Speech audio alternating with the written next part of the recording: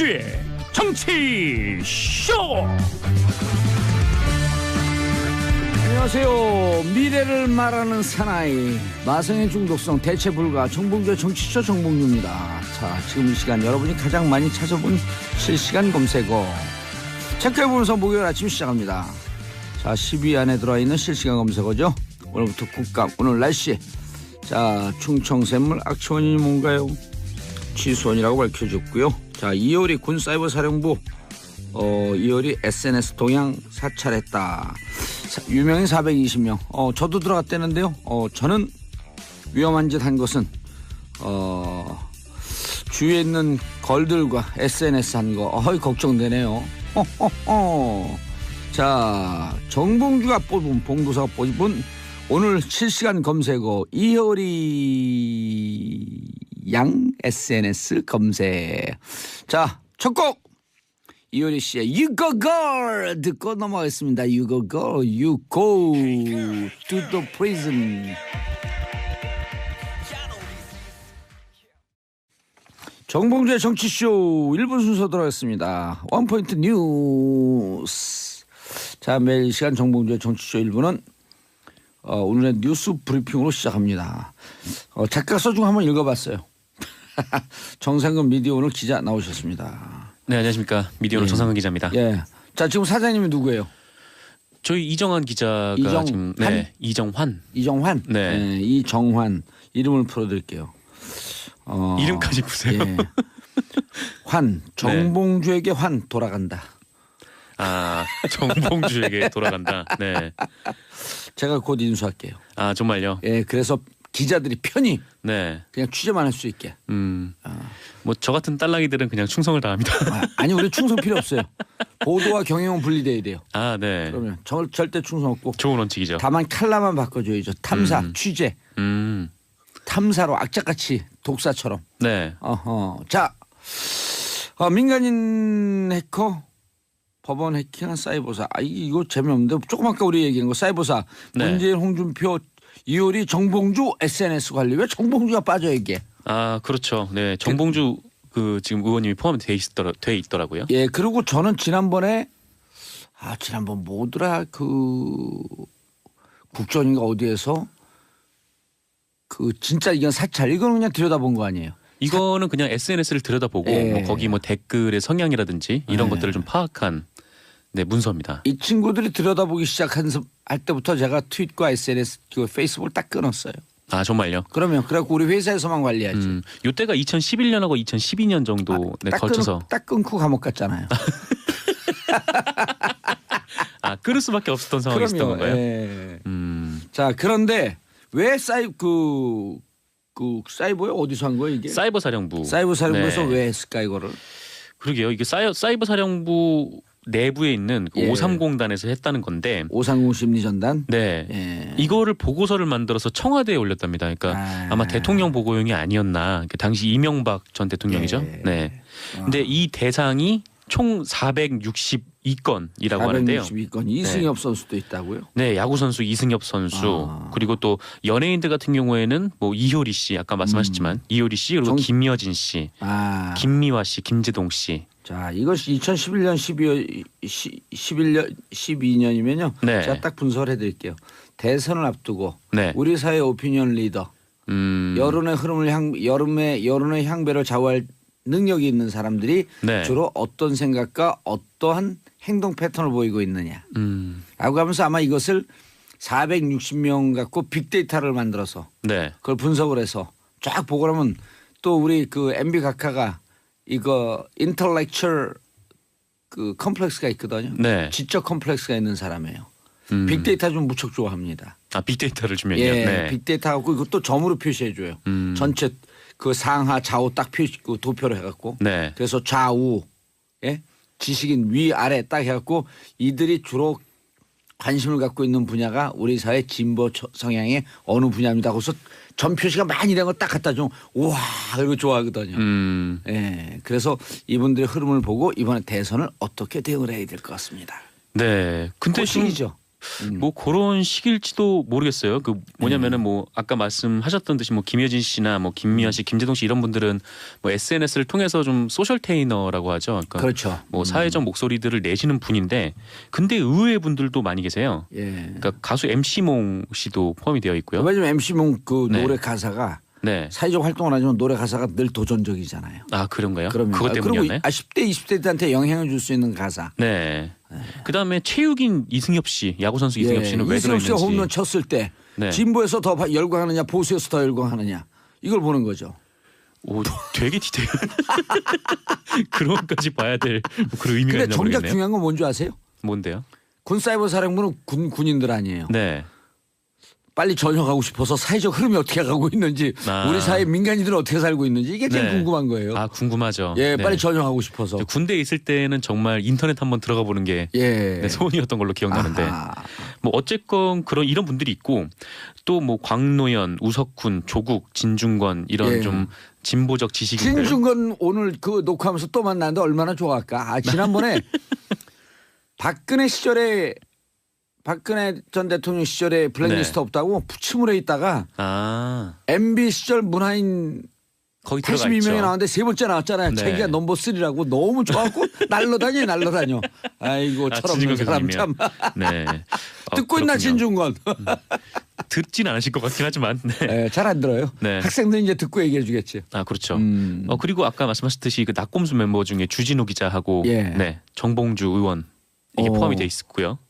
근데 좀 이 사람들은 왜 포함시켰지라고 하는 사람들이 몇 분 계세요. 누구요? 이를테면은 나경원 의원, 예. 정몽준 의원, 예. 그다음에 홍준표 의원 아하. 네, 포함이 되어 있고요. 나경원, 정몽주, 홍준표 특징. 비박 내지는 반박 비박, 내지는 반박. 반박. 예. 그러면 이 사람들도 뭐 그렇게 이해를 한번 해보고 아니 그러면 넘어갈 수 있을까 하는데. 자 우리 여당 중에서 박근혜 대통령에게 반대하는 사람들의 흐름은 어떻게 가고 있느냐 이걸 분석 딱 해주는 거예요. 그게 궁금할 수는 있겠죠. 예, 근데 그래서- 또 이런 분들도 포함돼 있어요. 조갑재 씨, 지만원 씨, 변희재 씨, 아, 그분들도 그 럭비공 아니에요. 럭비공. 예. 네. 사실상 어디로 튈지 모르는. 네, 그렇죠. 뭐 이분들 같은 경우에는 뭐 좀 오른쪽에 치우친 뭐 예. 그런 사람들 460명 평가를 받지 명단을 않습니까? 보면 제가 카탈로그 그 카테고리를 딱 작성할 수 있을 것 같아요. 음. 진보 진영의 사람들, 네. 보수라고 보면서 비박인 사람들, 친박은 아닌 사람들. 예, 그리고 보수라고 하면서 어디로 튈지 모르는 사람들 카테고리 딱 만들었고 이들의 빅데이터만 이용해 딱 보니까. 네. 예. 근데 이거를 분석해서 뭐 어떻게 쓰려는 건지 잘 모르겠는데. 아니죠. 자기들이 월급 받고 열심히 일하고 있다. 이거죠 핵심이. 네. 우리 열심히 일하고 있습니다. 이걸 보여주는 거예요. 어쨌건 이런 SNS 여론 동향을 청와대에 보고를 해서 근데 이게 무려 400건이 넘는다는 게 네, 좀 의아한 일이죠. 정태근 의원이 바로 그 자리에서 분석을 해줬어요. 원세훈 원장이 왜 문서를 남겼을까? 네. 그냥 이걸 구두로 하고 너무 위험한 자료들이기 때문에 구두로 하든지 다른 것으로 하고 폐기 처분했어야 되는데 왜 문서를 남겼을까? 그것은 하는 일이 없고 할 줄 아는 일이 없으니까 내가 일 이렇게 열심히 잘하고 있습니다라고 하는 것을 보여주기 위해서 네. show off 아, 이래서 작성을 했을 것이다. 네, 뭐 그렇다고 뭐 저도 동의가 되는데. 알겠습니다. 근데 좀 그 뭐랄까 하여튼 이렇게 보고를 한 내용도 사실 그렇게 뭐 엄청나게 뭐 분석적이거나 예. 그런 것도 아니에요. 그러니까 이 뭐 SNS에 이런 글이 올라왔는데 사람들이 댓글을 달았는데 뭐 이 사람을 편드는 댓글이 몇 퍼센트더라. 예. 그러니까 요 정도 수준에 좀 그치고 있어가지고. 알겠습니다. 자, 홍동구님 제대로 당한 블랙리스트는 봉도사님이시죠. 빵에 가서 빵에까지 보내고 억울하실 텐데 웃는 모습 얼굴로 얘기하는 모습 짠합니다. 저는 2012년 감옥에 보내준 MB 카카 제 일생의 영원한 은인. 아 예. 김진만님 이래부터 어디 갔어요? 이래부터 오늘까지 개근하는 열혈팬입니다. 봉도사님 오늘 의상 보니 정말 가을이 온 것 같아요. 청춘의 멋이 느껴져요. 중년이라고 써 있는데. 그걸 더 밝히면 어떡해? 네, 제가 잘못 본 건가 했어요. 네, 청춘의 멋이 느껴져요. 땡큐 크리스마스. 네. 자, 다음 뉴스 5.18 관련 경찰 보고서. 뭐가 비공개 보고서가 나왔어요? 아 예, 뭐 그런 거죠. 전두환 씨 진압과 발포를 암시하는 듯한? 뭐 진압과 발포에 관한 내용은 없는데 네. 이게 이번에 그 전남지방경찰청에서 그 5.18 광주에 대한 여러 가지 자료들을 종합해서 보고서를 냈거든요. 예. 그래서 5.18 경찰 보고서라는 제목의 보고서인데 이게 공개가 됐어요. 근데 여기서 담고 있는 내용이 뭐냐면은 그때 전두환 씨 측에서 뭐 5.18 광주 민주화 운동이 벌어졌을 당시에 그 시민들이 무장하고 뭐 총을 발포를 해서 계엄군은 자위권의 차원에서 어쩔 수 없이 총을 맞사격을 한 거다. 이렇게 주장을 하지 않았습니까? 예. 근데 이 경찰 보고서를 보면은 이게 이런 주장이 사실과 달라요. 네. 물론 다들 알고 있었지만 경찰에서 처음으로 확인을 해줬다는 데 의미가 있는 거죠. 다들 알고 있잖아요. 왜냐하면 지금 20대, 30대 네. 이 젊은 친구들은 택시 운전사 보고 정말 저런 일이 있었나? 10대들도 이런 네. 사람들 많아요. 우리 아들만 해도 97년생인데 세월호 아이들과 같은 나이인데 네네. 아빠 광주에서 그렇게 진짜 사람을 많이 죽였어요 이래요. 그러더니 그 대머리 아저씨는 정말 나빠요. 네. 네. 그래서 그렇군요. 제가 말을 교정했죠. 그렇게 얘기하는 거 아니다. 버릇없이 대머리 할배 아저씨가 네. 아니다. 연세가 많으시기 때문에. 네. 근데 뭐라고 내용이 나왔나요? 이게 뭐냐면은 그 시민들이 경찰관서의 무기를 처음 탈취한 시간이 1980년 5월 21일 예. 오후 1시 30분이라는 거예요. 예. 그러니까 계엄군이 무고한 시민들을 향해서 총을 발사를 한 게 오후 1시잖아요. 그러니까 집단 발포가 시작된 이후에 그 도청에서부터 20km 정도가 떨어진 나주경찰서 남평지서로 시민들이 가서 거기서 무기를 거기서 탈취했죠. 무기를 탈취했다. 예. 그러니까 이게 좀 자연스러운 흐름인 거죠. 그러니까 총을 쏘니까 시민들이 그냥 막고 있을 수밖에 없는 거잖아요. 네. 네. 그래서 시민들이 오히려 자위권의 차원에서 그렇게 움직였다라는 건데. 정당 방위 차원에서. 네. 그런데 사실 그동안 군은 어떻게 주장을 했냐면은 예. 21일 오전 8시에 그 나주경찰서 반남지서 그리고 오전 9시에 남평지서 예. 여기서 시민들이 이미 무기를 탈취해 있었다. 아하. 네, 그렇기 때문에 시민들이 먼저 사격을 했고 사격을 여기에 했고 계엄군들은 대응 사격을 했다. 대응 사격을 했던 것뿐이다. 근데 이렇게 이번에는 얘기했던 거죠. 오후 21일 오후 1시 30분에 네, 무기 탈취했다라고 하는 게 경찰 보고서에 나온 그거를 건가요? 경찰이 확인한 거예요. 그러니까 오호. 털린 곳은 경찰이잖아요. 예. 그러니까 경찰이 제일 정확하게 알고 있는 거죠. 오. 그래서 경찰이 이렇게 얘기를 했기 때문에 뭐 더 이상 뭐 그런 이 당시의 계엄군들의 주장 뭐 이런 것들이 의미가 없어지게 된 거죠. 계엄군들은 주장은 아침 8시 9시쯤에 느낌이 온 거예요. 느낌이 야 오늘 털릴 것이다. 네, 그래서 털릴 것을 미리 보고하자. 그리고 털릴 것을 알고 사격을 하자. 네. 고은주님 정상근 기자님 뽀로로 닮으셨어요. 아니 회사가 적자했는데 무슨 뽀로로 얘기를 하고 있어요. 네, 네 감사합니다. 예, 뽀로로가 좋은 거예요? 되게 유명 인사잖아요. 그래요? 유명 네. 캐릭터? 그럼요. 엄청난 유명한 캐릭터인데. 그렇죠. 네. 그 좋아요. 감사합니다.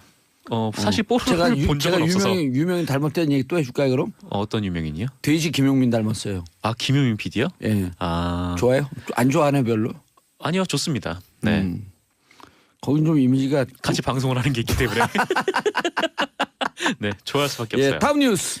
네, 다음 뉴스 말씀드릴게요. 그래서 어쨌든 5.18 관련 경찰 보고서가 이제 자위권 차원에서 발표했다라고 하는 것은 너희들 얘기 다 뻥. 네, 뻥이라는 거죠. 예. 그리고 당시에 뭐 여러 사람들 뭐 경찰관들 이렇게 면접을 해가지고 예. 조사를 한 결과 진짜 뽀로로 닮았네. 어쨌건 조사를 한 결과 예. 당시 뭐 5.18에 북한군이 개입했다는 설 예. 그리고 교도소를 시민들이 습격했다는 설 예. 요것은 사실 무근이다 예. 이렇게 나오기도 했습니다. 당연하죠. 이제 이게 몇 년이 지났죠? 광주항쟁 지나고 지금 37년 지났는데 네. 이제 전두환 전 대통령이 이런 사실이 나오면서 어떻게 될까요? 설설 기겠죠. 좀 기어야 하지 않을까 설설 라는 기겠죠. 생각이 그래서 드는데 그때 당시에 교도소를 습격했다는 설. 음. 북한군이 내려왔다는 설. 두 개를 네. 합하면 설설 길 일밖에 안 남았다 이제. 힘드네요. 아침부터. 대응을 못하겠죠. 자, 네. 강당님 당시 처참했던 시민들 모습 조금만 검색해도 나오는데 그 사진들 보면 절대 자위권이란 말 안 나옵니다. 네, 볼 때마다 진짜 가슴이 아파요. 5.18 광주항쟁 얘기하면서 웃으면서 말씀드려서 죄송합니다만 네. 자, 이 싸워야 될 때는요. 웃으면서 싸워야지 오래 싸웁니다. 다음 뉴스. 예, 다음 뉴스 시간 없어요. 말씀드리겠습니다. 1분 네. 30초. 그 박근혜 정부가 2015년 역사교과서 국정화를 발표했는데 예. 요거를 사실상의 여론 조작을 했다. 아하. 뭐 여론 뉴스입니다. 네. 근데 이제 댓글 막 찬성하는 걸 다는데 그렇죠. 그 가명으로 들어갔잖아요. 익명으로. 네, 그러니까 그 교육부에서 역사교과서 행정예고 기간을 끝내고 의견 수렴을 할 때 예. 요때 뭐 찬성이 15만 명, 뭐 반대가 32만 명이다 이렇게 발표를 했는데 알고 보니까 이 찬성 여론의 반은 특정 인쇄소에서 한꺼번에 인사를 해서 오호. 네, 일종의 차떼기로 온 거예요. 차에 실어서 교육부에 갖다 준 거고. 오호. 네. 그리고 나머지 반, 그러니까 네. 아까 정말 다른 것들. 그렇죠. 단 사람들. 네. 그 정말 단 사람들 중에서도 그 중에 또 반은 전화해 보니까 뭐 전화를 안 받거나 아니면은 뭐 자기는 찬성을 한 바 없다라고 예. 해서 사실상 거의 대부분을 다 조작을 또 했다. 이름도 막 이렇게 도용했잖아요. 이완용, 박정희 이런 사람들이 들어가서 찬성하고. 네 맞아요. 이완용이라고 해놓고 주소를 대한제국 경성부 조선총독부 이런 식으로 되게 장난식으로 이렇게 한 거죠. 예. 네. 장난식이 아니라 장난이죠 그냥. 네 장난하는 것도 아닌데 지금 이 상황이요. 예. 알겠습니다. 정상근 미디어 오늘 기자님 인사하시고요. 네 감사했습니다. 앞으로 그 회사의 사장이 누가 된다고요? 전 지금 사장에 충성을. 자 인사 다시 한번 하시고요. 네 감사합니다. 저는 광고 듣고 2부 돌아오겠습니다. 채널 고정소서. 정봉주의 정치쇼 2부 순서 들어가겠습니다. 자, 막 우리 수다 떨다 그냥 2부 확 들어왔네. 자, 아빠들의 왕수다. 목요일 2부 순서죠. 자, 정인설 한국경제신문 기자 자리하셨습니다. 안녕하세요. 예. 이름을 얘기하세요. 정인설입니다. 예. 자, 손수호 변호사. 네, 안녕하세요. 손소입니다. 자, 그리고 오늘 새로운 얼굴. 김용민 잘랐어요, 우리가. 왜 그러냐? 여기 그 스튜디오 온도가 너무 올라가. 헥헥거려. 항상 저희도 고용 불안이 떨고 있습니다. 언제 잘릴지 모르기 때문에. 아예 안 잘라요. 저를 잘라주세요. 자, 오늘 새롭게 함께한 분 만평 작가 고윤준 씨. 네, 반갑습니다. 고현준입니다. 예, 만평 작가 뜨문뜨문 보시면 안 돼. 왜냐하면 제가 하는 팟캐스트 운영하는 회사에서 1분 뉴스라고 그 한 줄 뉴스라고 하는 것을 유료 서비스를 하거든요. 예. 핵심만 치려서 이제 주시는 예. 거죠. 하루에 하나? 두 개? 아니요. 한 줄로만 여러 개. 하루에 한 50개 보내요. 그 한 시간을 두세 개씩 와. 그러니까 하루 쫙 하는데 이걸 누가 정리하냐? 만평 작가가 정리해요. 만평 작가들은 만평을 하기 위해서 모든 뉴스를 다 봐. 완전히 다 훑더라고. 오늘 그러면 또 입사 채용 면접인가요? 그럼? 아니 고현준 그런 걸 장관님? 보고 이제 고윤준 씨가 왔겠죠. 근데 눈빛을 보니까 기사를 다 안 보는 것 같아요. 잠을 잔뜩 자고 온 것 같아요. 네, 잠은 잘 자요. 뭐 만평 그리면은 그 아무래도 뉴스를 많이 봐야 되죠. 많이 봐야 돼. 네, 진짜 그리고 많이 보더라고. 어떤 그 방향성이라든지 이런 것들에 대한 고민들도 하게 되는데, 근데 사람이라는 게 어쩔 수 없이 한 방향이란 걸 갖게 되잖아요. 그래요? 예. 그러다 보니까 제가 올해 5월 8일 이후로는 지금 그림을 안 그리고 있습니다. 예. 예. 왜요? 작년에 그 연말에 좀 같이 카메라 앵글에서 잠깐만 파진데. 네, 그래요? 이쪽 가까이 오지 마. 별로 나 친하지도 않는데 가까이 와갖고 그래. 보이는 네, 라디오 됐어요. 이거 부담되네요. 예. 예. 보이는 라디오가 아니라 보는 라디오. 보는 라디오. 중요한 거 이게 주체가 청취자예요. 보이는 라디오는 우리가 주체 아니에요. 보는 라디오. 예전보다 많이 헌법적 정신에 투철하지 못한대요. 예, 헌법 같은 거 잘 몰라요. 계속 얘기하세요. 아무튼 뭐 그 작년 연말에 그 촛불 전국 지나고 나서 예. 뭐 일단 저도 에너지가 막 끌어올랐다가 5월 8일, 5월 9일 이렇게 되고 나니까 에너지가 많이 줄었나 봐요, 제가. 그래서 뭐 지금은 여러모로 에너지가 좀 줄어 보여요. 비리비리해 보여요. 네. 좀. 저랑 그 선거 방송할 때까지만 해도 제가 아니랬잖아요. 그렇죠. 아무튼 그 좀 에너지가 줄었는지 좀 요새는 관망기고 사실은 그 구직 중이죠. 뭐 이것저것 일거리 없나. 그 일단 구직 하나 알바 지금 됐잖아요. 요게 지금 고정인지 모르겠어요. 네. 급하게 전화가 와가지고. 네. 네. 고정하소서. 그렇게요. 고정하세요. 네. 자, 오디션이래. 야 독하다 여기. 자, 첫 번째 뉴스. 어금니 아빠 아내에게도 성매매 시켰다. 이게 자, 어금니 아빠에서 우리 어제 호칭을 바꿨어요. 어금니 피의자. 네. 저 이름도 다 공개를 했고요. 오? 네? 이름이 뭐죠? 뭐였어요? 이영학이죠. 이영학. 네. 이게 원래 이런 사건이 나오면 기자들이 서로 눈치를 봐요. 누가 먼저 이름을 공개할까.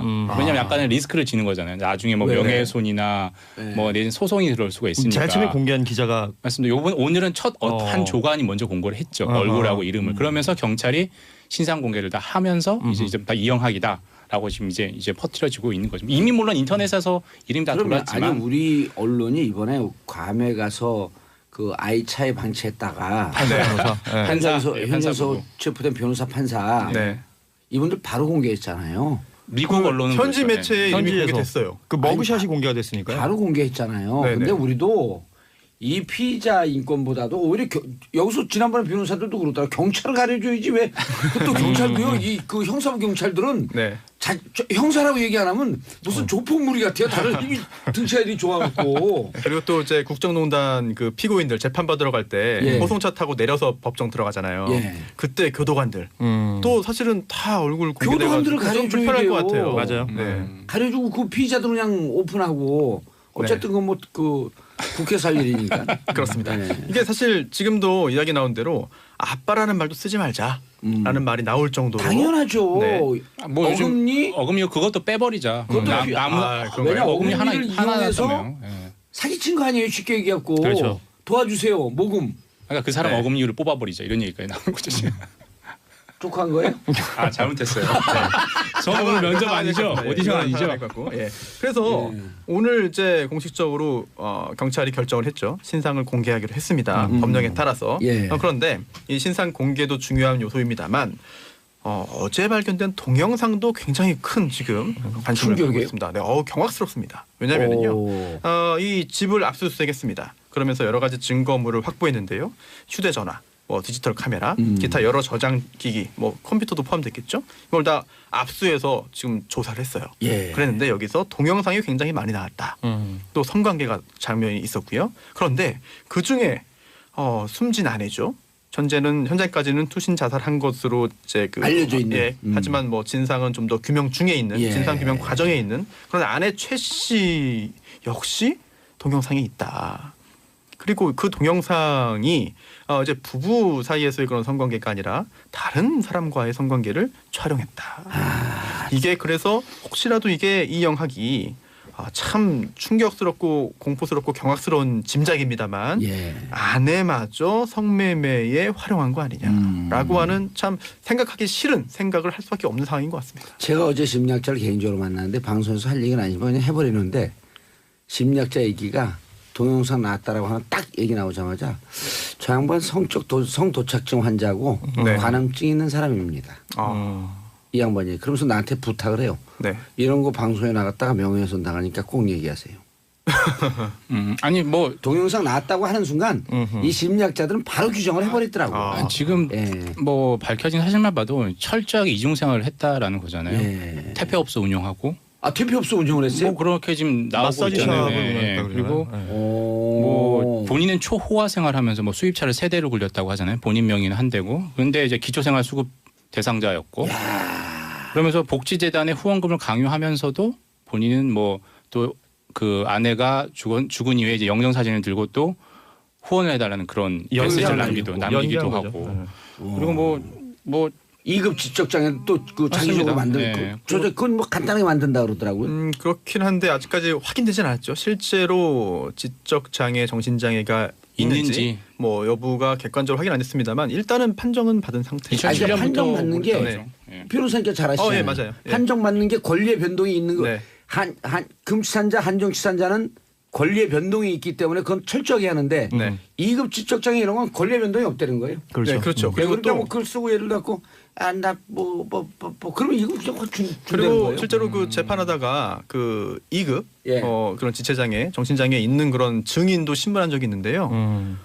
교묘하게 위증까지 할 정도였어요. 그렇기 때문에 이게 우리나라 일상생활에 크게 지장이 있는 상황은 아닌 것 같아요. 장애 판정받는 게 되게 허술한가 봐요. 교통사고 나고 다리를 심하게 다친 사람이 정상적으로 생활할 수 있는데 심사받는 그 의사 앞에서 약간 이렇게 절면 거기에 대해서도 그냥 쉽게 장애 판정이 내려진다고 그러더라고요. 근데 그 장애 등급 받은 게 실제 생활에는 큰 지장이 없지만 말하자면 도로비 혜택 받는 거라든지 생활에 여러 가지 혜택이 그러니까요. 있죠. 그런 것들 때문에 4, 5, 6급 특히 뭐 이렇게 크게 말씀하신 대로 권리 변동이 없는 이 부분들에 대해서는 그렇게 막 꼼꼼하게 살피질 않은가 봐요. 허술한 장애인도 굉장히 많습니다. 왜냐하면 시형, 공영, 주차장 이런 데도요. 장애가 있거나 그 장애 마크가 있게 되면 여러 가지 혜택이 있습니다. 많죠. 실제로 정신장애가 있어서 생활이 어려운 분들 계시거든요. 그런 분들을 위해서 만든 제도인데 그런 분들에게 갈 혜택이 중간에 이 짝퉁. 그렇죠. 짝퉁한테 다 흘러 들어가는 그러니까 거예요. 이게 악용되면은 그 악용하는 것 자체도 문제지만 실제로 보호받아야 되고 배려를 받아야 되는 분들이 또 안 좋은 시선을 받을 수 있거든요. 그것도 또 하나 생길 수 있는 큰 문제인 것 같아요. 어허. 그리고 또 이 사람이 2007년에 또 그 에세이를 썼잖아요. 본인 명의로. 예, 그래서 뭐 그때 직분했어요? 예, 어금니 아빠의 행복이라는 그래서 책을 어금니 써서 아빠예요? 예, 그래서 어금니 아빠로 알려진 거죠. 근데 이렇게 지적 장애가 있는데 책도 쓰고 이걸 또 대필의혹이 지금 나오고 있거든요. 누가 대신 써줬는데 고스트라이터가 썼을 예, 것이다. 근데 나중에 그 사람 그 대필 작가라고 한 사람이 이제 언론에 나와서 주장을 했는데 나중에 자기 이름을 빠지고 결국에 이제 이영학 씨 자기 이름으로만 다 얘기를 하더라. 아, 공동지필로 하기로 했었다. 그런데 그렇게 하면서 그거 이용해서 후원금을 다 거두고 그런데 정가 18범이고 뭐 방송도 엄청 많이 했죠. 온몸에 네. 문신이 새긴 그런 화면도 사진이 사진도 막 지금 뭐 SNS에 온라인에서 과거에 떠돌고 있었다면서 있죠. 떠도는 예. 것들이 있어요. 예. 그런데 경찰 초동 대응에 문제가 있었다 이런 지적도 나오던데. 고 이게 작가님. 저 제가 봐도 애매한 게 있어요. 데뷔구라입니다. 아 데뷔구라인가요? 뭐 구라를 쳐야 됩니까? 이거 팩트인데. 네. 자 아무튼 그 구라를 팩트를 조금 더 쉽고 재밌게 하는 것을 구라다. 사전이 바뀌었어요. 그러니까 지금까지는 경찰이 실종 신고가 되고 나서 그 뭐 조사를 치러 나가면서 그날 당일날 예. 그 살해가 됐을 거다라고 이제 발표를 했었는데 그렇지가 않다는 거죠. 실종이 됐던 시점이 하루 앞이었던 거니까 30일 날 이 친구가 그 피해자가 예.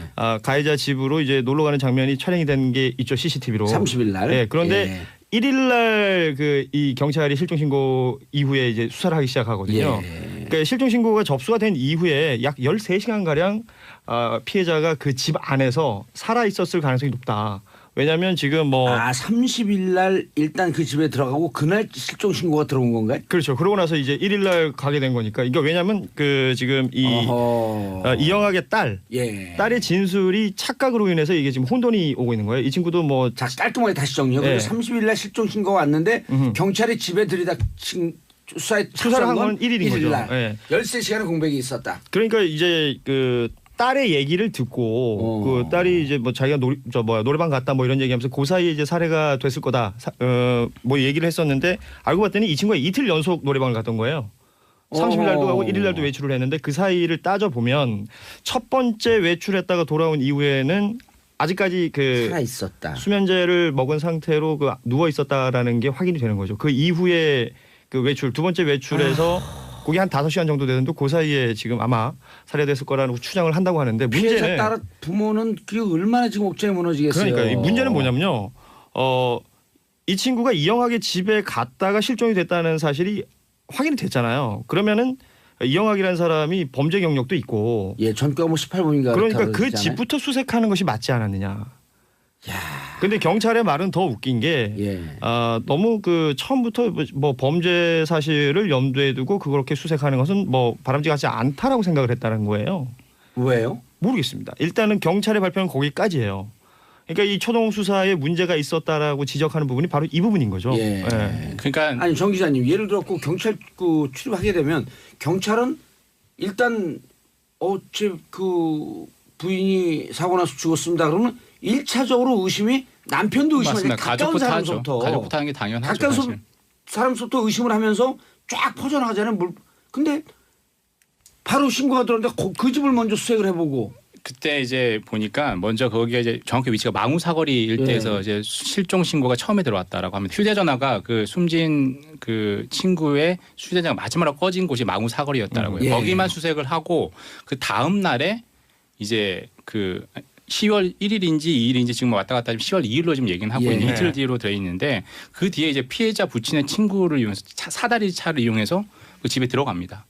집에 들어가서 집에 아무도 인척이 그런데 그때만 봐서는 이 살해 상황을 알 수가 없다. 여기서 이제 상상도 못했다라는 거죠. 근데 이 사람이 이영학에 대한 이 사람 기본적인 조회만 해봤더라도 그렇죠. 의심을 했을 텐데 그걸 안 한 거죠, 사실. 게다가 아내가 이제 자살을 한 것으로 알려져 있는데 예. 그 부분에 대해서 경찰도 의문을 가지고 있었습니다. 그래서 아하. 이 이영학이 혹시 이제 자살을 방조한 거 아니겠느냐, 또는 그 전에 폭행을 한 거 아니겠느냐라고 하는 의문을 경찰도 가지고 있었고요. 혹은 자살보다도 또 더 한 단계 나가서 자살을 위장한 타살일 수도 있겠다라고 하는 것은 수사팀은 누구나 가져야 되는 거거든요. 기본적인 생각이죠. 실제로 입건을 해서 수사를 진행하던 중이라고 하거든요. 예. 그런데 이런 정보가 과연 모든 경찰들에게 공유가 쉽게 되지는 않았던 것 같아요. 물론 경찰이 모든 사건을 다 파악해가지고 완벽하게 처리하기를 기대하는 게 어려울 수도 있겠습니다만 그렇다 그러나 하더라도 중학교 2학년 학생이 실종 신고가 들어왔잖아요. 그렇죠. 이게 초를 다투고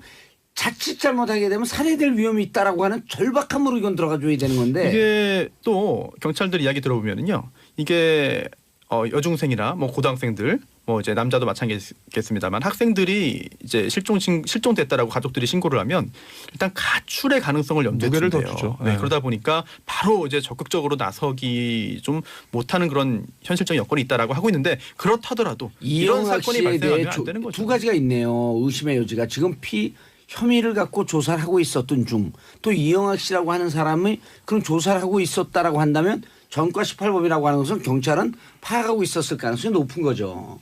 하지 않았을 것 같아요. 하지 않았을 것 왜냐하면 같아요. 이제 말씀 가출을 염두에 두고 딸도 지금 집에 없었다는 아니 거잖아요. 그 자살한 거에 대해서 그렇죠. 그러니까 좀 그 정보가 수상하다면서- 공유가 안 됐을 것 같아요. 그 경찰이 그 경찰인지 네. 모르죠. 초동 조사를 했던. 그러니까 초동 수사가 진짜 잘만 됐어도 소위 말하는 골든 타임만 지켰어도 이런 그러니 그 이 피해자 슬픔까지는 없을 부모는 텐데. 어떻겠어요 예. 심정이. 문자 읽고 슬슬 마무리하시죠 이제.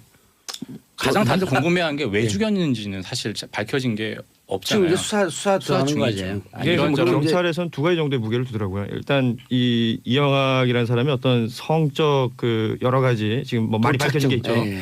이것 때문에 성폭행 이후에 살인으로 이어진 것이 아니겠느냐라는 게 하나고 예. 또 하나는 근데 성폭행 문제는 지금 없다는 거 아니에요? 현재로서는 국가수에서 나온 게 없어요. 없는데 그러니까 다른 행위를 했다라는 그러니까 뭐 예를 들면 뭐 몰카 그러니까 촬영을 흔적이 한다든지 뭐 남지 않는. 다른 영상을 찍다가 어떤 사고로 인해서 숨지게 됐고 그 이후에 이제 유기에 더 무게를 두고 있었다라고 볼 수도 있는 거죠. 아, 네. 참, 오선영님 경찰 무능을 누구에게 탓해야 하는지 에휴 이게요 민주주의가 잘 안착이 되면요 경찰이나 이런 감찰기관들 있잖아요 경찰 검찰 이런 게 정상적으로 작동이 돼요. 그렇죠. 그래서 이게 사람들이 정치와 이런 그 사회 상황이 별개 문제라고 보는데 민주주의가 잘 뿌리를 내리면 경찰이 정상적으로 작동을 해요. 이게 9년 동안 민주주의 훼손한 이 그 후폭풍이에요. 아, 실제 그렇습니다. 아니 경찰이 예를 들어 정치적 중립을 지키면서 이 국민의 편의 안전 이런 걸 위해서 뛰기만 하면 되거든요. 이상한 거 사찰하지 말고. 다른 것도 생각해야 되니까. 그럼요. 그렇죠. 힘이 집중을 못하는 그런 측면이 있긴 하죠. 6504님 정말 악마네요. 딸 아이를 가진 엄마로서 소름 끼칩니다. 같이 사는 딸 아이도 심리검사 받아야 할 듯. 아 여기도 구속전 피의자 신문 오늘 진행이 되거든요. 구속영장 네. 청구가 됐죠? 그렇죠. 알겠습니다. 자 다음 뉴스. 역사 교과서 국정화 2년 만에 수사 대상? 우리가 방금 일부 뉴스 브리핑 때도 잠깐 얘기했는데요. 이완용 씨가 살아서 국정교과서 그렇죠. 찬성했다? 그 사람 만약에 살아있다면 찬성했을 것 같아요. 예. 오, 아니 논리적이네. 덜 기존 교과서보다 덜 비판하지 않았을까? 덜 깎아내리지 않았을까? 8547님 와 팟캐스트 쌓고 좋고 안방대감 고윤준 씨네요. 팟캐스트 이거 또 새로 시작한 거예요? 1년 넘었어요. 그전 다른 거 했었잖아요. 그전 뭐 다른 것도 했고 지금 뭐 많습니다. 하다가 팟캐스트가. 다 망했어요? 왜 자꾸 바꿔요? 아니 뭐 망했다기보다는 되는 거 위주로 예. 선택과 집중. 예. 네. 제주가 너무 선택과 많으신 것 집중이 같아요. 아니라 제주가. 쫙 뿌려놨다 그 중에 되는 거만 그렇죠. 고르는 거지. 잘 건지는 거죠. 자 정치쇼 첫 출연인 것 같은데 봉도사님 살살 대해주세요. 흐흐. 아니 우리 공개방송 때 한번 왔었어요. 그죠? 그렇죠. 예. 자 898, 왜 이렇게 왔다 갔다 해요? 이 작가들이 뭐 어제 술 드시고 안주를 들 드셨나? 보통 방송이 이렇게 막 두서가 없습니까? 두서 없이 보여요? 지금 뭐 지금 오디션 오셔가지고. 네. 지금 어디 누가 누굴 비판하는 거죠 지금? 이런 거 하라고 부른 거 아니에요? 벌써 개떼처럼 일어나잖아요. 야 여기 살벌하네요. 예. 자 역사 교과서 문제. 네, 이게 두 가지 말이 딱 저는 눈에 띄더라고요. 예. 차떼기와 혼이 비정상. 오, 이게 그게 무슨 뭐죠? 말이냐? 뭐 앞서 일부에서도 얘기를 했던데 그 당시에 이제 역사 교과서를 국정화하는 거예요. 단일 교과서를 하는 것에 대해서 찬성이냐 반대냐라는 의견을 받았는데 예. 반대 의견은 훨씬 많았죠, 당연히. 뭐 기억하실 15만 대 겁니다. 38만인가 뭐 이랬다 훨씬 많았죠. 예. 그런데 그 중에 찬성 의견을 좀 높이기 위해서 어허. 103개 박스가 교육부에 왔는데 그중 53개가 동일 종류의 동일 의견서 양식으로 차로 왔다라는 거고 그 당시에 이제 교육부 이제 공무원들의 이제 진술을 보면 학교 정책실장이 밤에 찬성 의견서 박스가 한꺼번에 올 거니까 야근해라. 그래서 뭐 교육부 직원 200여 명이 밤 12시까지 야근을 했다라고 합니다. 그게 과거에 모 정당에서 했던 차떼기와 비슷하다라고 해서 과거의 모 차떼기 정상 찬성 뭐 이런 얘기를 하고요. 또 이제 인쇄소에서 한꺼번에 인쇄갖고 왔다는 거 맞습니다. 아니에요? 그중에 그것도 더 별도로 뭐 또 1613명의 주소가 동일 주소로 나왔는데 찾아보니까 좋은 학교 만들기 학부모 모임이라는 단체가 나왔고 그 찬성자 이름이 아까 말씀하셨던 이완용, 뭐 박정희, 박근혜 이런 이름이 나왔다는 거고 주소지는 조선 총독부, 청와대. 상당히 좀 재미를 주기 위해서 빅재미를 주기 위해서 그러니까 한 이러지 사람이 않았을까. 여러 개 쓰다 보면 지루할 거 아니에요. 네, 자기도 하나씩 맞습니다. 뭐, 만병 그림 똑같은 그림 그런 거 그리면 같아요. 지루하잖아요. 다른 거 쓰다가 조선 총독부 써보고 그런 거 같은데. 아니, 감정 있으면 여기를 계속 공격해요. 아니 어디서 맞았으니까. 아니 저 예. 공격한 거 아니에요 이제. 예. 아니, 뭐이 아까 정도- 진행자 공격하니까 지금 이 정도는 뭐 일반 아니에요. 아 그게 있었고 예. 두 번째는 그 당시에 저도 이 기억이 나요. 이 얘기를 했던 게 박근혜 전 대통령이 이 국정화 교과서를 하겠다라고 예. 한 게 2015년 11월 10월이었거든요. 그때 이제 국무회의에서 혼이 비정상이다. 혼이 비정상에 발언해서 정확하게 얘기하면 자기 나라 역사를 모르면 혼이 없는 인간이 되고 바르게 역사를 배우지 못하면 혼이 비정상이 될 수밖에 없다라는 얘기를 했거든요. 당시에 저도 이 얘기를 들었는데 그 당시에는 뭐 그렇게까지 뭐 이상하다 생각은 안 들었는데 이제 그 이후에 이제 박근혜 전 대통령의 행동을 보고 누가 누굴 비정상이라 하니 이런 생각이 드는 거죠. 사실 이제 와서. 그때 저는 혼이라고 하는 표현을 딱 보고 우리 또 도사급 아니에요. 그렇네요. 저거는 이미 이 정상적인 정신 세계를 이탈한 거예요. 저도 사실 그 표현 듣고 어떻게 이런 표현을 대통령이 공식적으로 하지? 그게 이제 상식적인 비판이 네. 우리는 딱 결론을 내려요. 저거는 이 그 형 이상학.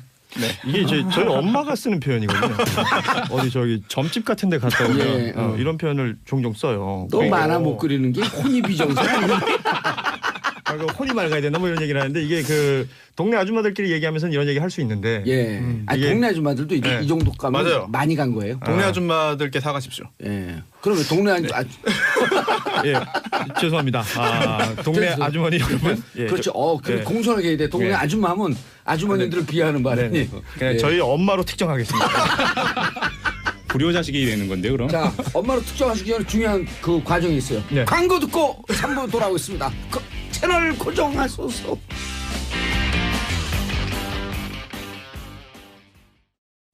정봉재 정치쇼 3부 순서 들어가겠습니다. 지금 우리가 하는 타이틀이 뭐죠? 하다 보니까 잊어먹었어. 역사교과서 국정화. 아니요. 전체 팀이 아빠 수다. 아빠들의 왕수다. 아빠들 왕수다? 왕수다요? 왕수다. 아빠들 왕수다.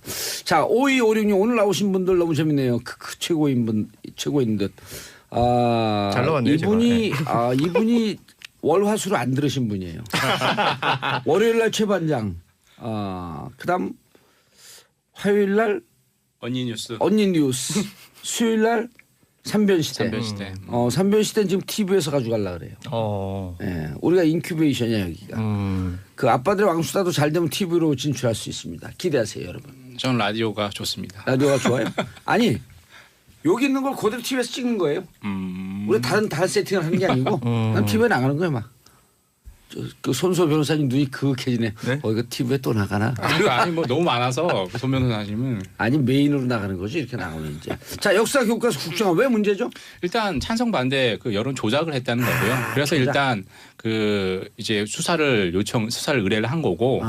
그리고 이제 국정교과서를 단일화하는 게 저는 개인적으로 사실 제가 역사 전공자인데 예. 이게 1974년으로 끝났어요. 유신 체제 이후로 끝났는데 그렇죠. 이제 박근혜 전 대통령이 그 유사를 물려받아서 한 건데 아니 74년대 검정으로 바뀐 거죠? 맞습니다. 근데 아니 역사 교과서는 국정 교과서는 만들 수는 있어요. 사실 근데 그 만들어서 시장에 맡겨져. 그렇죠. 검정 원어부 검정으로 누르면 되잖아요. 판정해서 시장에서 결정해라, 학교에서 결정해라 이러면 되는데 다른 건 하지 마. 국정 교과서 단일화야. 예. 이렇게 시작한 게 사실 뭐 문제였었는데. 화를 자초한 거죠. 사실 그런데 그걸 또 여론 조작까지 하려고 했다. 맞습니다. 근데 몰아간 결국에 거죠. 이제 나중에 또 물러섰죠. 이제 예. 이것도 원어부대으로 하겠다. 근데 처음부터 그랬으면 비판 여론이 그렇게 세진 않았을 거예요. 대구인가 경북에 있는 어느 고등학교 하나 문명고등학교였죠. 예? 문명고. 경산. 예. 경산에 가장 비문명적인 문명고등학교. 그렇죠. 결국에는 그곳에서 채택을 안 해서 결국에 이제 그 교과서를 정식 교과서를 채택한 곳은 하나도 없었고 그리고 문재인 대통령이 취임 후에 이제 역사 교과서를 이제 무효화 시켜서 이제 이걸 대체할 교과서를 2020년까지 만들겠다. 그리고 이제 기존에 하던 검정 체제로 지금 이미 한원이 됐고요. 예. 그런데 저는 문명고등학교 보면서 야 진짜 이 정치하는 사람들이 우리 국민의 수준을 봐야 되는 게 경산이거든요. 대구. 네. 대구가 이른바 고담도시 되면 되면 안 되면 되고. 그리고 그 성지 아니에요 성지. 예? 약간 위험한 발언을. 아니 성지에 거기가 예를 무슨 성지냐면 한나라당 뭐 새누리당 또 지금 뭐지 자유한국당 지지율이 제일 높은 지역 아니에요. 그렇죠. 네. 근데 거기에서 전혀 티도 안 나는데 이 국정교과서 채택한다니까 학부모들이 나오잖아요. 실제로 학생들도 운동장에서 피켓 맞아요. 시위했어요. 아 이게 국민들의 의식 수준이기 때문에 평상시에 잠복에 있는 거거든요. 잠복에 있다 그래서 없는 게 아니란 말이에요. 근데 그거를 정치하는 사람은 잠복에 있고 티가 나지 않으니까 없다고 생각하는 거지. 띄엄띄엄 본 거지 국민. 뜨문뜨문. 예, 예. 네. 대충 대충. 띄엄띄엄은 10년 전 표현이고 요즘 뜨문뜨문. 제가 10년 동안 말을 안 했나 봐요. 그 말을 안 하니까 그 정유라가 말 타고 다니잖아요. 아 그렇군요. 야 여기 정신없다. 어떡하지? 네. 웃어주세요 그냥. 네. 자 9344 매일 10시에서 12시 힘바람 팍 납니다. 고마워요. 종봉주 정치쇼 힘 팍팍. 자 10시 5분입니다 정확하게. 그리고 11시 56분이고요. 아 대구 고담 하지 마세요. 누구예요 이거? 아 작가구나. 예. 제 고향이 인천인데 예. 인천도 별칭이 있습니다. 뭐요? 마기의 인천이라고. 예? 마기의. 마계? 예, 뭐 이제 무협지나 판타지 소설 같은데 보면은 예. 그런 느낌들이 있죠. 그런데 알고 보면 이제 그게 왜 나온 거예요 그게? 그러니까 뭐 여러 가지 사건 사고도 많다. 뭐 그런 느낌인데요. 그거 비하지 마세요. 자기 고향을 비하면 어떡해요. 뭐 그러니까 그런 게 비하라고도 보여줄 수 있고 어떤 부분은 또 친근한 표현될 수 있고. 그런 그러면 것 같아요. 상징성이죠. 네, 예. 그렇습니다. 자 다음 뉴스 할리우드 성춤은 일파만파 누가 가져온 거죠 이게? 예, 제가 가져왔습니다. 역시 아 처음부터 성우로 데뷔하는 거예요? 한밤에서 네. 역시 많은 맹활약을 하셨잖아요. 한밤에서 잘렸어요. 하비 웨인스타인이라는 그 되게 유명한 영화 제작자예요. 그 예. 헐리우드의 어떤 경제 규모를 보면 알 수 있잖아요. 그 미라맥스라는 지금은 이제 디즈니의 인수합병이 된 미라맥스를 그 공동으로 설립해가지고 지금은 디즈니로 갔다가 디즈니에서 또 말 안 맞아가지고 자기 회사 또 차려서 나왔어요. 동생하고 차렸더라고요. 네, 동생이랑 같이 차려서 나온 그 아주 유명하고 어마어마한 영화들을 많이 만들어냈던 영화 제작자인데 예. 이 영화 제작자가 미라맥스가 79년도부터거든요. 원래는 독립 영화 주로 만든. 그렇죠. 그러니까 저예산 영화나 독립 영화들을 제작하고 배급하는 그러면서 유명해져서 나중에는 뭐 대부분 오스카에서 그랑프리 받았던 영화들 많습니다. 뭐 세익스피어 러브 또 그 페이션트 잉글리시 페이션트 뭐 이런 것들. 그러니까 대단히 작품성 있고 또 흥행도 성공했던 영화들을 굉장히 많이 만든 그 곳의 수장이죠. 와인스틴. 예. 예. 하비 와인스타인이라는 사람인데 이 하비 사람이 와인스틴. 와인스타인. 예. 와인스타인. 뭐 와인스타인, 웨인스타인 뭐 이렇게 예. 불러요. 예. 뭐 영어 잘 못해서요. 예. 한글로 적혀 있는 대로 있습니다. 예. 아무튼 근데 이 사람이 그동안 그 엄청난 그 영향력을 헐리우드에서 그 발휘를 하면서 예. 지난 세월 그 30년이 넘는 그 지난 세월 동안 수많은 그 여배우들 혹은 그 여성 스태프들 아하. 아니면 그 자신의 제작사에서 일하고 있는 여성들에게 여러 가지 성적 모욕을 주고 성추문을 해왔다라는 게 뉴욕타임스 보도로 이제 밝혀지면서 일파만파 일이 커지고 있는데 우리가 흔히 알고 있는 헐리우드의 탑스타들 특히 예. 여배우들 제일 먼저 그 자신의 경험을 얘기했던 사람이 애슐리 주드거든요. 맞습니다. 키스 더 걸이라는 영화에서 뭐 엄청난 연기 보여줬던 애슐리 주드 그리고 뭐 그 이후에는 기네스 펠트로 그다음에 안젤리나 졸리 등등이 모두 그런 경험이 있었다. 그러니까 하비 와인스타인이 수법이 비슷하게 계속 이어졌더라고요. 영화가 진행되는 동안 혹은 그 영화의 캐스팅을 앞두고 있을 때 여배우를 본인이 있는 숙소나 오피스로 불러요. 그런 다음에 오피스로 불렀을 때 안에 들어가면 이 사람이 옷을 안 입고 있거나 아니면 되게 민망한 상태로 있으면서 마사지를 해달라. 뭐 이런 식의 그 요구를 했을 때 애슐리 주드의 표현에 따르면 안 들어줄 수가 없었다. 본인이 굉장히 그 성공을 할 수 있느냐 그렇지 못하느냐는 아주 기로에 서 있을 때 뭐 안 들어줄 수 없었다라고 얘기했고 기네스 펠트로 같은 경우는 이제 당시 브래드 피트랑 사귈 때였대요. 예. 그래서 이런 일이 있었다라는 걸 브래드 피트한테 얘기했는데 브래드 피트가 또 와인스타인 찾아가가지고 되게 큰 소리로 항의를 했었나 봐요. 근데 이런 일들이 사실은 30년 넘게 쭉 이어졌으면 알려질만도 하잖아요. 그렇죠. 근데 계속 돈으로 언론도 매수하고 그 피해자들도 합의를 해버리고 그럼 어쨌든 이러면서 홀리우드에서 영향력이 있으니까. 그러니까요. 유야무야 시켜왔던 그런 일들이 이제서야 밝혀진 거죠. 아니, 뉴욕타임즈에서. 한국에서도 비슷한 뭐 이 정도까지는 아니어도 일들이 왕왕 있잖아요. 근데 미국에서 야, 그것도 우리가 얼마 전에 할리우드에서는 김기덕 감독도 성추문인가 그 성추행까지 아니었죠. 그거는 그렇죠. 네, 직접적으로 어떤 그 성적인 그런 행위를 요구했거나 그런 건 아니었고요. 그 영화 폭언과 영화에서 폭행 등이 있었다 뭐. 영화에서 그 뭐 출연 그 어떤 그 역할을 이렇게 하고 싶지 않았는데 배드 씨는 강요했다 뭐 그런 건 그렇죠. 정도 대본에 없었던 배드 씨는 강요했다. 뭐. 실제로 저도 유사한 사건들을 담당한 적이 있고요.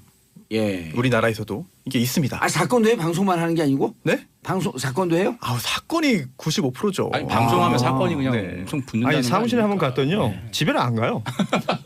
왜요? 사무실 사건이에요? 모르겠어요. 집이 이거- 없어서. 네. 그러니까 인터뷰를 하러 갔는데 인터뷰 약속 밤 11시에 잡습니다. 이분은. 오, 잘 나가는 변호사네요. 아니 근데 뭐 오늘도 보니까 어제 잠을 못 자고 온 것 같아요. 오늘 잘 잤는데. 그래? 네. 잠을 많이 자고 봤나? 네, 그렇습니다. 이게 상담을 아 근데 혼자 왜 네. 이걸 끼고 있어요? 그러나요? 네. 귀가 오디션 시려서? 중이시잖아요. 오디션. 귀시라서 그래요? 오디션 귀시라서. 중이시니까. 의혹이죠, 의혹. 예. 예. 상담을 했어요. 상담 예. 요청이 와서. 그런데 그 연기자들입니다. 네. 그런데 현직도 있고 예. 또 그만두신 분도 있어요. 오. 네, 그런데 굉장히 유명한 우리나라의 PD가 있습니다. 드라마. 예. 근데 연출자. 네네. 네. 그 이제 그분이- 감독이라는 표현을 쓰더라고요. 예. 그 감독이 네. 성추행을 했다. 그렇죠. 심지어 아. 추행의 단계를 넘어선 행위까지 오. 있었다라고 하는데 그래서 구속됐어요? 아니요. 멀쩡해요? 상당히 장기간 동안 그런 행동들을 했었고 예. 피해를 본 여배우들이 굉장히 많은데도 아직까지 공론화가 되지 않고 있다. 그래요? 네. 그거 저한테 줘야지 공론화 시키죠. 아니 끝나고 말씀드릴 텐데요. 아실 예. 거예요. 네. 그 사실관계는 밝혀진 건가요, 그럼? 구체적으로 이야기는 합니다. 그런데 아무래도 이제 아직도 연예계에 있는 분들은 무서워해요. 이분이 영향력이 커요? 여전히. 이름 얘기하세요 그냥. 안 돼요. 왜요? 안 돼. 아니 선배님도 먹고 살아야지. 안 돼. 안 돼. 아니 이름 얘기하고 명예훼손을 구속돼요 그냥. 그리고 그래야지 변호. 아니, 그 이게- 법무법이 완전히 떠요. 아니 그거를 이게 녹음이면 삐처리라도 할 텐데. 아니 제가 변호를 해야지. 제가 변호를 아 받으면 좀 얘기하세요. 곤란해요. 삐 예. 하고 싶게 하나 저희가 둘, 변호해드릴게요. 자, 말씀하세요. 우리 알겠습니다. 하나 둘 셋. 삐. 그 양반이네. 이야. 그럴 줄 알았어. 네 그럴 줄 알았어요. 그래서 그 연세도 한 제법 방에 있는 보니까. 분인데. 자 누구랑 다시 한번 하나 둘 셋. 삐. 감독님이 문제가 되고 있죠. 방송이. 그래서 그만둔 분들 같은 경우에도 아직도 무서워해요. 오. 그리고 또 이게 그 증거가 없다 사실은. 오. 증거가 이게 목격자는 있고 근처에서 본 사람은 있지만 우리나라는 사실은 아니죠. 목격자의 근데 이게 예. 성추행은 피해자의 증언이 결정적이잖아요. 그런데 또 시기도 좀 오래 지나긴 했어요. 아. 그리고 또 구체적으로 이야기를 합니다만 누가 또 그 옆에 있었던 사람들 사실 이야기를 이제 해달라고 요청을 예. 해도 꽤 될지도 모르는 상황에서 고민하다가 제가 이제 오늘 네. 이름 알았으니까요. 네네. 그럼 이제 한 방에 보낼게요. 알겠습니다. 떨고 있지 너. 굉장히 이 영화. 피해자가 많아요. 피해자가 많고 그래서 예. 좀 문제가 공론화되면 좋겠고 그런데 또 얼마 전에 이제 그 모 가수가 또 피소됐잖아요. 예. 그런데 무혐의 처분 받았습니다. 강간 관련해서. 오호. 네. 그런 걸 볼 때 내가 정말 당했어도 내가 아무리 구체적으로 이야기해도 나만 손해 볼 수 있겠구나. 그러다 정말 무고죄로 내가 처벌받으면 어떻겠느냐. 예. 라는 그런 걱정들을 해서 그냥 피해자들이 스스로 움츠려야 되는 게 있나 봐요. 물론 오. 그렇습니다. 또 이제 업종의 특성도 좀 있는 것 같고요. 예. 또 우회적으로 또 압력이 들어오기도 하고 그런 걸 직접 경험해봤습니다. 제가. 그거 불러다 좀 그 꿀밤 놔주고 싶네요. 그리고 이건 또 예. 직접 지금 진행하는 중인데요. 예. 이거는 그 연예 기획사. 군소 연예 기획사가 굉장히 많아요. 군소연예 기획사는 네. 아주 비일비재해요. 거기서? 물론 열심히 하는 분들이 많은데 네. 제가 기획사 하잖아요. 그래요? 예, 해요. 오. 제가 소속도 되어 있고. 문제는 없습니까? 그렇죠. 그래서 이제 거기 있는 분들은 제대로 공부를 하고 제대로 이제 물론 요즘 그런 분들이 많아요. 네네. 유학파도 많고. 네네. 근데 이제 요 전에 한 10년 전, 15년 전, 20년 전만 해도 맞습니다. 자기들끼리 이렇게 얘기해요. 기획사 하시는 분들은 네. 사기꾼 아니면 양합니다. 이 두 가지 얘기예요. 두 가지 있던 분들이 한다. 근데 이제 지금 그게 20년 전 얘기인데 네. 지금은 정말 공부 제대로 한 분들이 많이 늘어났어요. 맞습니다. 그러니까 요즘 분위기는 확 바뀌었어. 아주 근데 일부죠 지금은. 예, 지금은 네. 극소수. 아주 일부인데 정말 아까 영화에 얘기한 나오는 그분이 거. 속해 있는 그런 데들. 그런가요? 네. 네. 그 정말 영화나 드라마에 나오는 일들이 실제로 있으니까 정말 참 경악스러운 일이죠. 영화나 드라마는요 실제 상황을 갖고 약간의 각색을 한 거기 때문에 거의 리얼리티가 있다고 봐야 돼요. 그렇습니다. 예. 리얼 뭐라고요? 리얼러티. 예. 아니요. 짜장면 드세요? 자, 강경민님 정치 개그맨들 같아요.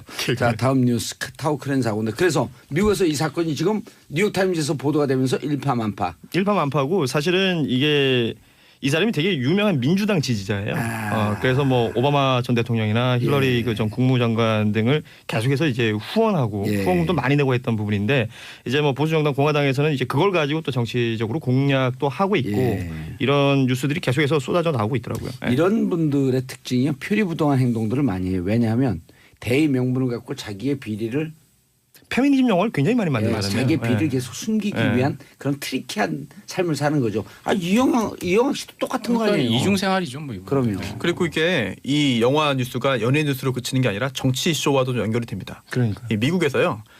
이 와인스타인이 그 힐러리 클린턴의 아주 그 큰 그 기부하는 사람 중에 한 명이었대요. 그래서 엄청난 정치 자금을 지원했다고 합니다. 한도를 꽉꽉 금방 채워서. 여기서 얘기했어요. 네, 그런데 그거를 이제 반납을 했잖아요. 다 이제 반납을 한다고 합니다.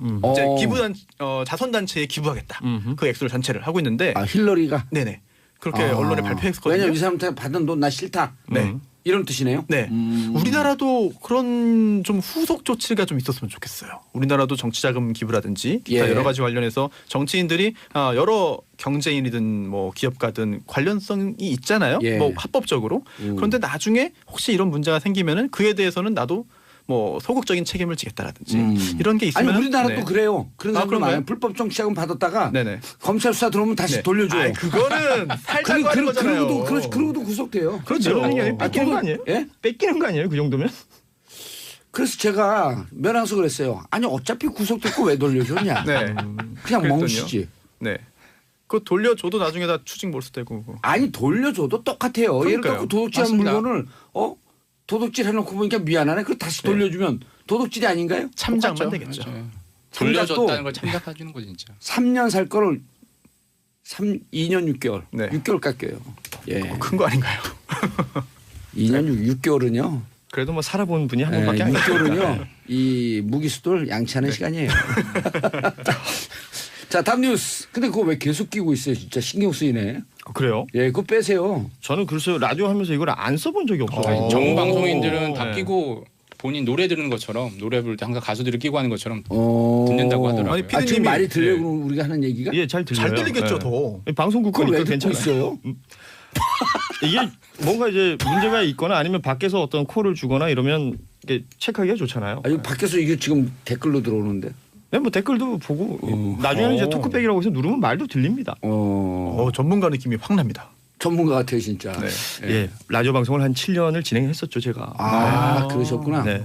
대학은 전문대 나오신 건 아니죠 전문가. 네, 대학은 어떻게 4년은 잘 성공적으로 졸업했습니다. 자, 전문대 비하 노노. 전문대 비한 거 아니에요? 전문대를 심화 과정을 했고 3년을 한 다음에 4년제 졸업장 준 걸 제가 교육 때 제가 만든 거예요. 어디 전문대 비하한다고 이런. 전문대 살린 건 정봉주예요 대한민국에서. 요즘에는 4년제 졸업하고도 전문대를 다시 진학하는 경우도 많이 있습니다. 왜냐면 자기 전공 살리려고. 네, 그 적성에 맞는 것도 취업률 뭐 이런 것들이 훨씬 더 그쪽이 높다 그러더라고요. 맞아요. 자, 다음 뉴스 타우크렌 사건 누가 주신 거죠? 어제도 했는데 우리가. 그런가요? 예. 제가 어제 건 못 들었는데 이번에 의정부에서 사고 발생했잖아요. 연휴 마지막 끝나고 10월 10일이었는데 안타깝게도 3명이나 사망했습니다. 그런데 매번 노동부에서 발표되는 대책이 매번 천편일률적이라고 기사가 좋은 분이 막 화를 내더라고.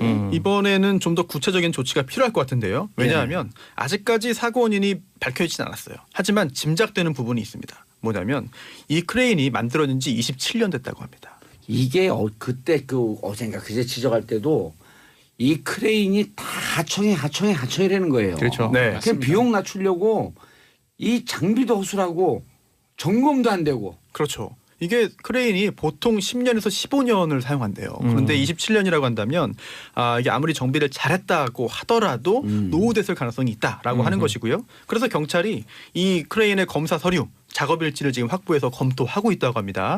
이게 그 사항 자체에 문제가 있는지도 봐야 되겠고요. 또 이러한 장부가 혹시 조작된 건 아니겠느냐라고 아, 하는 정도 그것조차도 못 믿는다. 정상적으로 검사한 것으로 보이지만 네. 이것조차도 조작된 것 같다. 그렇습니다. 또 이게 이번이 처음이 아니에요. 예. 5월에도 남양주에서 유사한 사고가 있었고요. 아하. 이때도 이제 사망자가 발생했는데요. 이때는요 사고 원인이 밝혀졌어요. 바로 사제 부품. 검증받지 않은 부품을 가지고 고쳤습니다. 결국 그게 사고 원인이었다고 밝혀졌거든요. 예. 이게 사실 올해만 해도 사상자가 40명이나 발생한 거기 때문에 문제가 심각한데 아직까지 개선책이 없다는 좀 너무나 안타깝습니다. 아니 그리고 노동부에서 나오는 개선책이 뻔하다는 거예요. 뭐 정비를 잘하고. 네. 근데 이게 하청 구조가 개선되지 않으면 네. 안 된다는 거예요. 그러니까 공사비 낮추려고 네. 가장 지금 위험하고 안전이 필요로 하는 이 부분에 대해서 깎다 보니까 이게 그 비딩 들어올 거야. 입찰 들어올 때 네. 저가 입찰로 들어올 거 아니에요. 사실 하도급이라는 게 계약이기 때문에 예. 계약자의 원칙이 적용되는 건 맞습니다. 하지만 안전을 담보하기 위해서 특정한 사업이나 특정 영역에 있어서는 이런 하도급의 단계를 제한하거나 예. 또 아예 하도급을 하지 못하게 하거나 이런 것도 충분히 법적으로 가능하고요. 예. 그런 사례들이 있거든요. 그렇다면은 이 크레인 또는 이와 유사한 그런 건설 장비, 옛날엔 중장비라고 했죠. 건설 장비 같은 경우에는 이런 것을 좀 제한할 필요성이 있는데 이것도 결국은 사실 법으로 만들어야 됩니다. 그렇다면 국회가 얼마나 이런 문제를 갖고 있는지도 사실 의문이에요. 그 김영중 노동부 장관이 또 국회의원 아니에요. 그러니까 네. 이 노동부 장관 있을 때 이런 거 하나 제대로 딱 해놓으면 이게 영원한 그 업적으로 남을 텐데. 하청 구조도 문제고요. 이게 타워 크레인이 국내에 뭐 6,000대 가까이 있는데 예. 그 중에 절반 이상이 수입산이라고 해요. 중국이나 뭐 싱가포르 등에서 오는데 이거 들어올 때 이게 몇 년씩 국산도 연식인차 추측이 불가능한데 밖에서 들어온 건 더 조작해서 들어오겠죠. 아니, 안 그래도 김용주 그러네. 장관이 입장을 밝혔어요. 어허. 네, 현장을 찾아가지고 이런 말을 예. 했는데요. 일단 인명사고를 이제 발생시킨 업체 같은 경우에 3년 내에 또 사고가 발생하면 아예 영구 퇴출시키겠다라고 하고 있는데요. 좀 구체적인 방안이 좀 계속 나왔으면 좋겠습니다. 퇴출시켜도 업체명 그러니까 이게 바꿔가지고 약간 공연불 들어올 같은 거고요. 게 이게 진짜 수요 공급의 밸런스가 안 맞아서 그렇거든요. 이게 제가 방송하는 사람이니까 방송 예를 들면 똑같아요. 그 출연자가 이렇게 방송을 하다가 뭔가 부당한 대우를 받고 아니면 뭔가 제대로 갖춰져 있지 않아서 내가 무슨 항의를 하잖아요. 예. 그러면 그래? 너 불편한데? 그럼 너 말고 할 사람 많아. 다른 사람 쓸게. 이렇게 돼 버리는 유연하게 딱 와요. 네, 그 구조 주체가 속에서 얘기하니까. 타워 크레인도 그럴 거 아니에요. 이게 하청하다 보면 오늘 이곳에서 뭔가 내가 지적해서 제대로 수리를 하고 뭐 견적이 좀 더 나오고 이런다면 다음 일이 없어져 버리니까 그걸 제대로 할 이유도 없는 거고 이게 거의 이제 막 돌아다니면서 하시더라고요. 돌아다니면서 하다 보면 한 곳에 갔던 곳에서 하루 이틀밖에 안 있는단 말이에요. 맞아요. 다음 일. 구조가 문제예요. 그러니까 이게 수요 공급의 그 균형이 이루어지면 이러지 않을 것 같은데. 그 타워 크레인이 그게 각 나라에서 만드는 거에 따라서 완전히 다르대요. 이게 자동차처럼 비슷한 게 아니라 일반 그러니까 표준화가 안 아예 되고. 그러니까 한국에서 나오는 것도 업체별로 많이 조작법이 다르고 그래서 말씀하신 대로 하루 이틀 가다 다른 데 가면 되게 낯설죠. 모른대요 또. 그래서 설치하고 해체하고 그런 과정에서 사고가 난다는 거잖아요. 그런 설비의 문제도 있지만 숙달되지 않은 그렇겠죠. 그래서 정말 저비용의 어떤 그 노동자가 가서 그렇게 되는 김영주 그런 장관이 부분이 있죠. 듣고 계시면 이런 방법이 제일 간단한 것 중에 하나겠네요. 이게 하청하면서 계약 불공정 계약을 맺을 거거든요. 사고가 나게 되면 네. 너네가 책임진다. 그런데 이 사고가 났을 경우에 원계약자, 원청자가 책임지게 하잖아요. 그럼 이렇게 사고 안 나요. 그것도 김용주 장관이 일단 언급했습니다. 그래요? 예, 지금까지는 오. 사고 나면 원청이 책임이면서 빠지는 경우가 있었다. 그 계약서를 점검을 하고 네. 그 계약서를 원청자가 근본적 책임을 지게. 그렇습니다. 예. 그래서 보상 등 모든 분야에서 원청이 책임질 수 있도록 하겠다라고 강조를 했다고 하네요. 고영주 장관이 고영주? 아니 김영주. 네. 김영주 큰일 납니다. 장관이 환노위에서 확 다르네요. 그렇죠. 확 다르잖아요. 고영주는 어디서 많이 들었는데요. 박문진 이사장? 확 다릅니다. 예, 같은 영주라도 어떻게 앞에 공산주의자입니까? 저요? 네. 선언할 수 없습니다. 알겠습니다. 저 헐리우드 팬입니다. 제가. 끝까지 그 동료들의 이름을 밝히지 않은. 그러나 동료들의 이름을 팔은 레이건. 조금만 마지막에 대통령까지 됐잖아요. 그렇죠. 이름 팔을까 대통령 되게? 글쎄요. 안 돼요. 본인의 판단이시니까요. 오수빈님, 고현주님 혹시 팟캐스트 밀떡에 나오는 그 고현주님 맞습니다. 네. 밀떡은 뭐 해준 말이에요? 밀리터리 덕후. 아 밀리터리 덕후. 네. 아, 군사 방산 분야에도 관심이 많으세요? 아니요 그냥 막 더던져갖고 되는 것만 하면 되잖아요. 일단. 약간 저희 떡에 관심 많으신 건 아니에요? 저인망식 방송이라고 네. 생각하시면 돼요. 쭉 네. 던져놓고 그냥 뭐. 어설프게 아는 걸 막 던져놓다가 뭐가 되면 근데 이거 하면서 많이 관심을 가지게 되긴 했어요. 맞아요. 네. 원래 하면은 공부하게 돼요. 때마침 또 요새 워낙에 그런 이슈들이 많아서 그렇죠. 많은 관심을 받고 있습니다. 예, 네. 알겠습니다. 자 다음 뉴스 끝났어요? 다음 뉴스 없어요? 사실 제가 네. 제 친한 친구가 크레인 기사예요. 아. 그래서 타워 크레인은 크레인이 두 종류가 있죠. 크게 그렇죠. 타워 크레인은 설치가 되어 있는 거죠. 땅에 고정되어 있는 거고 오랜 기간 쓰는 거고 그냥 일반 크레인은 차처럼 움직이는 거잖아요. 근데 그렇죠. 기사들 이게 업체가 또 하도급에 시달리니까 예. 기사들의 처우도 사실은 점점 안 맞아요. 좋아요. 그럼요. 예. 그런 고충도 있습니다. 아까 와인스타인 우리 그 얘기하다 잠깐 그 결론이 흐지부지 끝났는데 네. 이게 뉴욕 타임즈라고 하는 음. 명망성 있고 힘이 있는 데서 보도하니까 와인스타인이 못 덤비는 거예요. 우리나라 지금 그런 분들도 조금 이렇게 힘의 관계에서 밀리면은 제압할 수 있는 데서 얘기하면요 명예훼손은 걸지도 못해요. 그러니까 그분 아까 삐하느라고 이름을 못 들었는데 누구라고요? 근데 이게 우선은 항상 이게 예민한 부분이잖아요. 이게 예. 사적인 부분이고 이게 사실관계가 확인이 안 된 상태에서 어설프게 보도하기가 쉽지가 않거든요. 그렇죠. 그러니까 피해자들의 주장만을 가지고 얘기하기는 힘드니까 예. 뭔가 결정적인 증거를 찾으려고 계속해서 노력을 하는 제가 거겠죠. 곧 찾을게요. 네. 예. 자, 세 분 인사하시고요. 감사합니다. 네, 고맙습니다. 예, 저는 광고 듣고 4부에 돌아오겠습니다. 채널 고정하소서.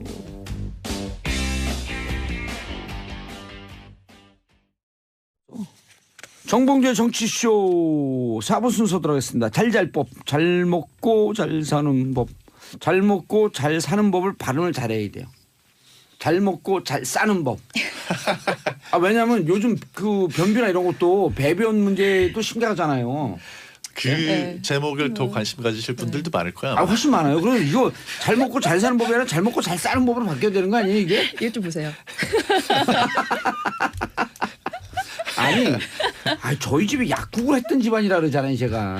와 중국집도 하시고 약국도 하시고. 그럼요. 안 한 게 없죠. 안한게 없습니다. 저희 아버님이 약종상 2회. 아하. 예, 60년 초반에. 네. 그래갖고 약방. 아 그러면 그때는 뭐 거대한 부를 축적하셨을 것 같은데. 그럼요. 어마어마. 예. 그 동네에서 우리 집이 제일 부자였으니까. 아, 예. 지금은 이제 더 부자가 됐죠.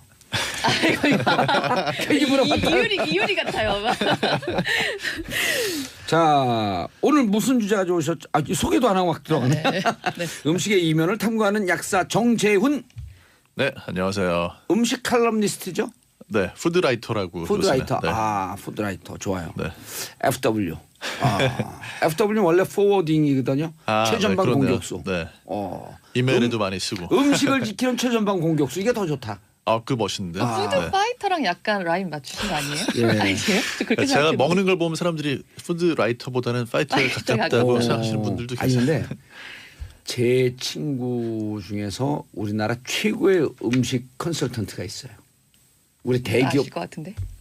잘 모를 거예요. 일본에서 활동하는 사람이니까요. 아. CJ 모든 이런 우리나라 큰 기업들 처음에 음식 사업 들어갈 때 초창기 때 함께했던 사람. 근데 그분이 저는 원래 좀 작게 먹지만 저의 5배 먹어요. 이 푸드 컨설턴트나 푸드라이터들 일단 대식가드만. 예. 알겠습니다. 그리고 슬금슬금 그리고 답변하신 권애리 SBS 문화과학부 기자님. 안녕하세요. 문과부 기자님. 네. 예. 문과, 무과. 남한산성이 또 생각이 나네. 보셨어요? 예, 아. 봤죠. 다큐멘터리 봤죠. 추천 영화 보신 거 아니고요? 영화 봤죠, 영화. 아. 영화. 저는 30년 동안 매주 2편씩 영화를 봐요. 그거 좋네요. 토요일에. 저도 따라하고 싶은데. 예. 그래서 엉겹결에 여기 우리 오동진 영화평론가고 하는데 영화평론을 진행하는데 제가 막 술술 잘해요. 그거 어떻게 이렇게 잘하지? 봤더니 영화를 한 3, 40년을 본 거야. 영화를. 그건 저도 따라하고 싶은데요, 진짜. 예. 오동준 씨가 깜짝깜짝 놀래요. 너무 잘한다고. 그래서 내가 궁금하다 그랬어요. 내가 못하는 게 뭔지. 제가 섹션별로 들어서 아직 그건 못 들어봤는데 들어봐야겠네요. 예. 전에 같이 나왔던 윤성은 평론가 저 친구인데. 그래요? 네. 오동준 씨가 하다가 윤성원 씨 같이 하다가 윤성원 씨가 또 수업 해야 된다고 빠졌죠. 네. 윤성원 씨 잘하던데. 네. 예. 그렇다고 오동준 씨가 못한다는 얘기는 아니에요. 자, 정재훈 작가님 오늘 말씀하실 주제. 네, 오늘 이제 저 화제를 얼려버리는 냉동식품을 잘 먹고 잘 사는 거. 네. 냉동식품이 영어로 frozen food라 그래요? 뭐라 그래요? 네, 프로즌 푸드 맞아요. FF네. 네. FW가 FF 얘기하네. 그렇죠. 오늘 아마 근데 냉동식품 하면은 냉동식품 사온 것도 생각나시겠지만 추석 연휴 때 예. 집에 먹다가 남은 음식을 냉동실에 어떻게 넣어서 먹을까, 냉장실에 넣고 먹을까 이거 고민하는 분들도 많이 계실 것 같아요. 그래서 사실 식구가 적으면 음식을 밖에 맞아요. 내놓기도 그렇고 냉장실에 계속 넣어놔도 불안하고 냉동했다가 또 잊어먹고 안 먹고 뭐 그런 경우 많이 발생하거든요. 저는요 그 2013년에 이제 1년 귀농을 했었는데 시골이 이 농작물 이런 게 풍부하니까 음식을 많이 해요. 근데 밥을 남았는데 밥을 버리는 거야. 그래서 저는 우리 애들한테 한 톨도 못 버리게 하는데 그래서 그 밥을 다 가져와서 1인분 내지 2인분씩을 랩으로 다 싸갖고 바로 냉동을 시켜버렸어요. 그 좋은데. 예. 그 방법을 아시네요. 네. 예, 바로 네. 냉동을 시키고 네. 먹을 때마다 하나씩 꺼내서 해동을 시켜서 먹는데 맞아요. 똑같아요 그냥. 그러니까 그 소분하시는 게 제일 중요해요. 네. 그러니까 냉동을 할 때 냉동만 하면 된다고 생각하셔가지고 그냥 그 채로 넣으시는데 이걸 꺼냈다가 다시 맞아요. 집어넣었다는 과정에서 이제 그 수분이. 그렇죠. 예. 거기에 이제 응결이 돼가지고 수분이 그런 식으로 해서 자꾸 들어가게 되면 음식이 상할 수 있거든요. 상하고. 그러니까 한 번 해동시키면 우리 집사람이 그러다 한 번 해동시킨 건 두 번 다시 냉동시키면 안 된다. 안 되죠. 예. 그게 그리고 맞는 이제 방법이네요. 바깥에서 특히 이제 그 구입을 해가지고 오신 거 있잖아요. 냉동식품. 예. 그러니까 우리가 집에서 냉장고에 넣어가지고 냉동실에서 냉동하는 거하고 원래부터 냉동이 돼 있는 식품하고 달라요. 냉동을 할 때 영하 40도 이하에서 급속도로 냉동을 시키게 되면 냉동식품은. 네. 그렇게 되면 이제 얼음 결정이 크게 안 생기고 아주 작게 생기기 때문에 그런 것들은 질감이나 조직감이 살아있는 상태로 해동시켜서 먹을 수가 있는데 이제 그걸 한번 해동을 시켰다 다시 얼리게 되면 이때는 얼음 결정이 크게 생겨요. 왜냐하면 집에 냉동실은 한 영하 18도 정도밖에 안 되거든요. 그러니까 천천히 냉동이 되니까 얼음 결정이 크게 생겨서 이게 이제 그 음식 세포 조직에 상처를 내게 돼가지고 물도 빠져나오고 그래서 흐물흐물하고 이렇게 수분도 막 밖으로 다 빠져 있고 예. 고기 얼렸다 먹으면 맛 없잖아요. 아니 간단하게 그런- 이게 그런 더 원리예요. 이게 네. 더 얘가 그 적합할 것 같아요.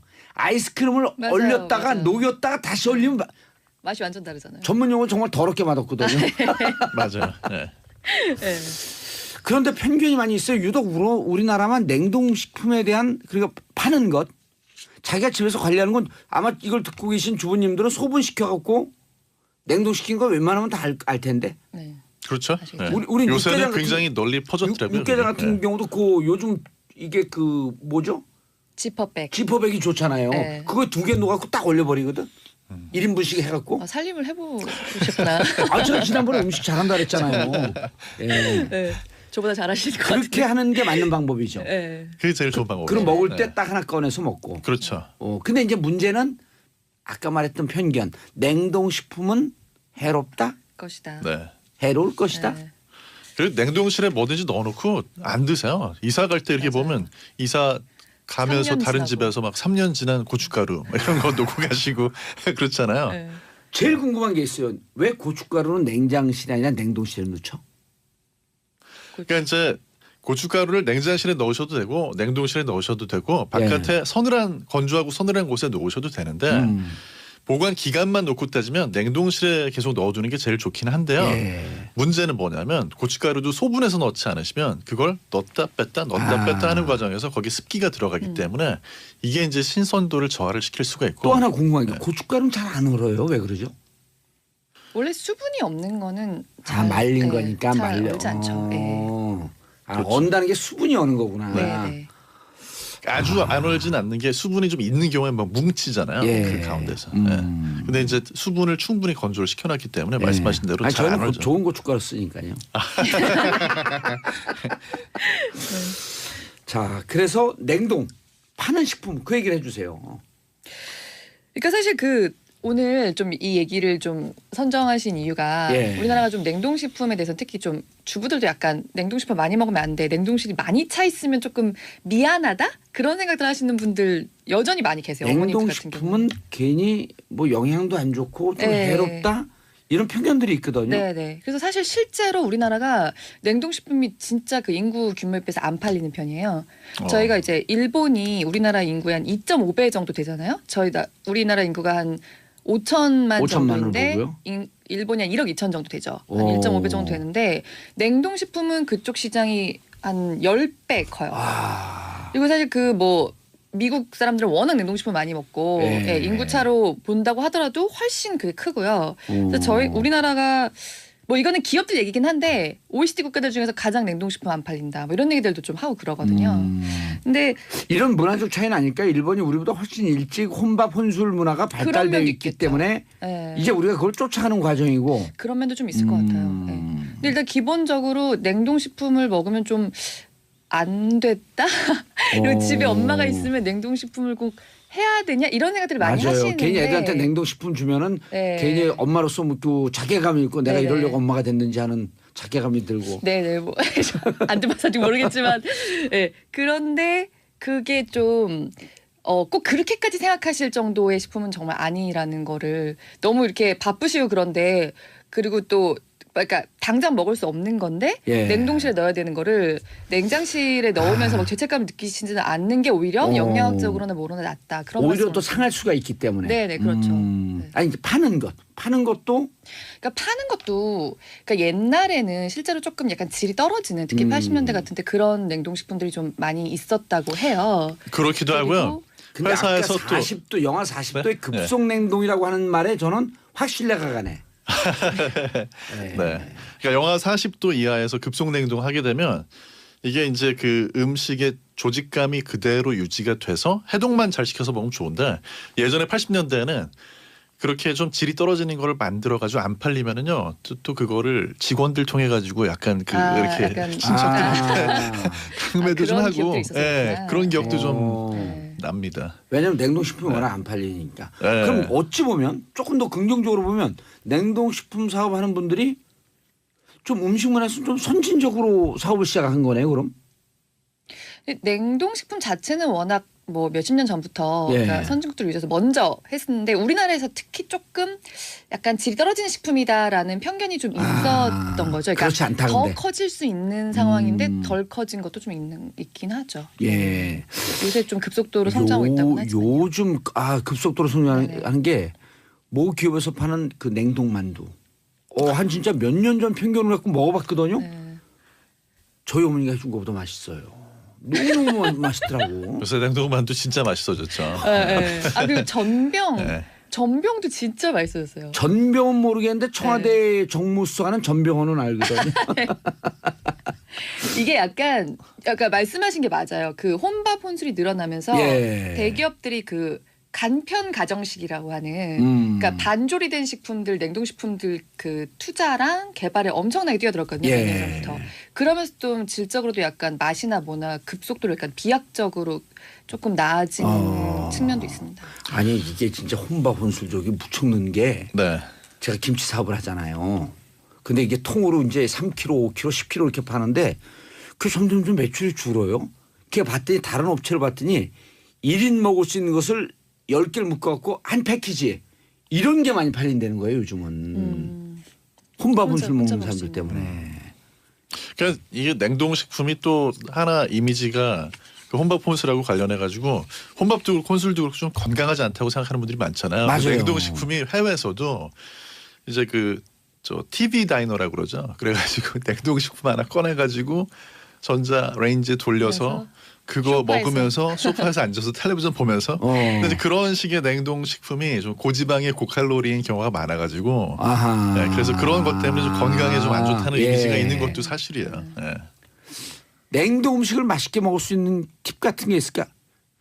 이분이 냉동 음식 먹는 분이네. 우리 여기 PD거든요. 냉동 음식이 제일 문제는 뭐냐면 이게 안까지 잘 익어야지 맛이 있는데 냉동을 시켜놨던 걸 꺼냈을 때 전자레인지에 해동 모드로 하게 되면은 이제 그거는 그냥 가열이 안 되고 녹는 정도잖아요. 근데 전자레인지로 할 때도 그렇고 튀겨가지고 조리할 때도 그렇고 중간에 쉬는 시간을 좀 줘야 돼요. 예를 들어서 전자레인지를 조리를 하다가 전조 설득이 확 오네. 네, 중간에 한 1, 2분 정도를 쉬게 해줘야 그러면서 겉에 이제 가열된 부분하고 가열이 되지 않은 부분하고 서로 이제 좀 열을 전달을 주고받으면서 이제 다 고르게 익게 되거든요. 그 다음에 이제 마지막에 다시 한번 가열을 해주면 그럼 전체적으로 좀 이렇게 따끈하게 잘 익은 상태에서 음식을 먹을 수가 있는데 자, 한번 네. 해동을 시키고 조금 쉬는 시간을 줬다가 또 해동을 한다 이렇게 이런 얘기인데. 그러니까 이제 군만두를 치면 저는 어떻게 하냐면요. 예. 군만두 예를 들어 가지고 한 뭐 15개를 점심시간 조리한다. 오고 있는데. 그러면 한 7개 정도를 굽거나 튀겼다가 꺼내 놓고 어허. 나머지 8개를 후라이팬에 또 올려 가지고 15개씩 먹어요? 저 한 10개 정도 제 먹는데 3인분을 먹는. 나머지 또 한 7, 8개 정도를 살짝 구웠다가 이제 내놨다가. 얘도 또 꺼내고 처음 거를 다시 이제 네. 그런 식으로 2번을 조리를 해주면 속까지 아주 그 잘 익으면서도 겉은 바삭하게 이렇게 먹을 수 있죠. 권혜 성함이 어떻게 되시죠? 권혜리 기자님. 네. 스테이크 좋아하세요? 네, 좋아합니다. 스테이크 고기파요. 네. 고기파예요? 네. 스테이크 그 뭐라 그러죠? 그 어떻게 요리하고 드세요? 스테이크 집에 딱 가면 네. 미디엄 레어, 웰던. 저 미디엄 레어 정도. 미디엄 레어죠. 네. 이게 내가 지금 하시는 말씀이 설득이 확 오는 게 미디엄 레어 하면요. 스테이크 잘하는 집과 못하는 집의 차이가 잘하는 집은 미디엄 레어 하면 겉에만 살짝 익는 거 아니에요. 그 안에 있는 고기까지도 온기가 전달돼 있는 집은 잘하는 집인데 미디엄 레어 잘못하면 겉에는 살짝 익는데 안에 있는 고기는 차가워요. 이건 완전 못하는 집이거든. 정도로. 예?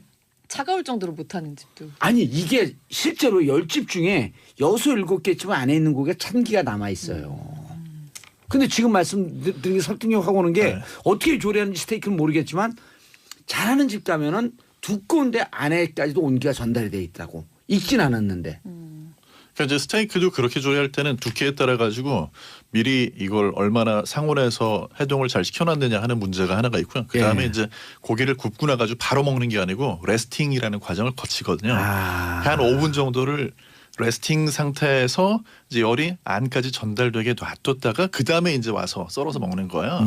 그래서 이제 스테이크 먹을 때 이거 왜 아직도 안 뜨겁냐 이렇게 하시면 안 되는 게 살짝 식혀서 열이 고르게 전달되게 한 다음에 먹는 거거든요. 근데 우리는 워낙 이제 불판에서 구워 먹는 문화다 보니까 고기가 좀 미지근한 느낌이 들거나 하면 이제 그거 싫어하는 분들도 계시죠. 아니 그 굽는 사람들도 살짝 초보로 했다가 조금 한 2, 3분 있다가 또 고소 나오면 맛있지 않을까?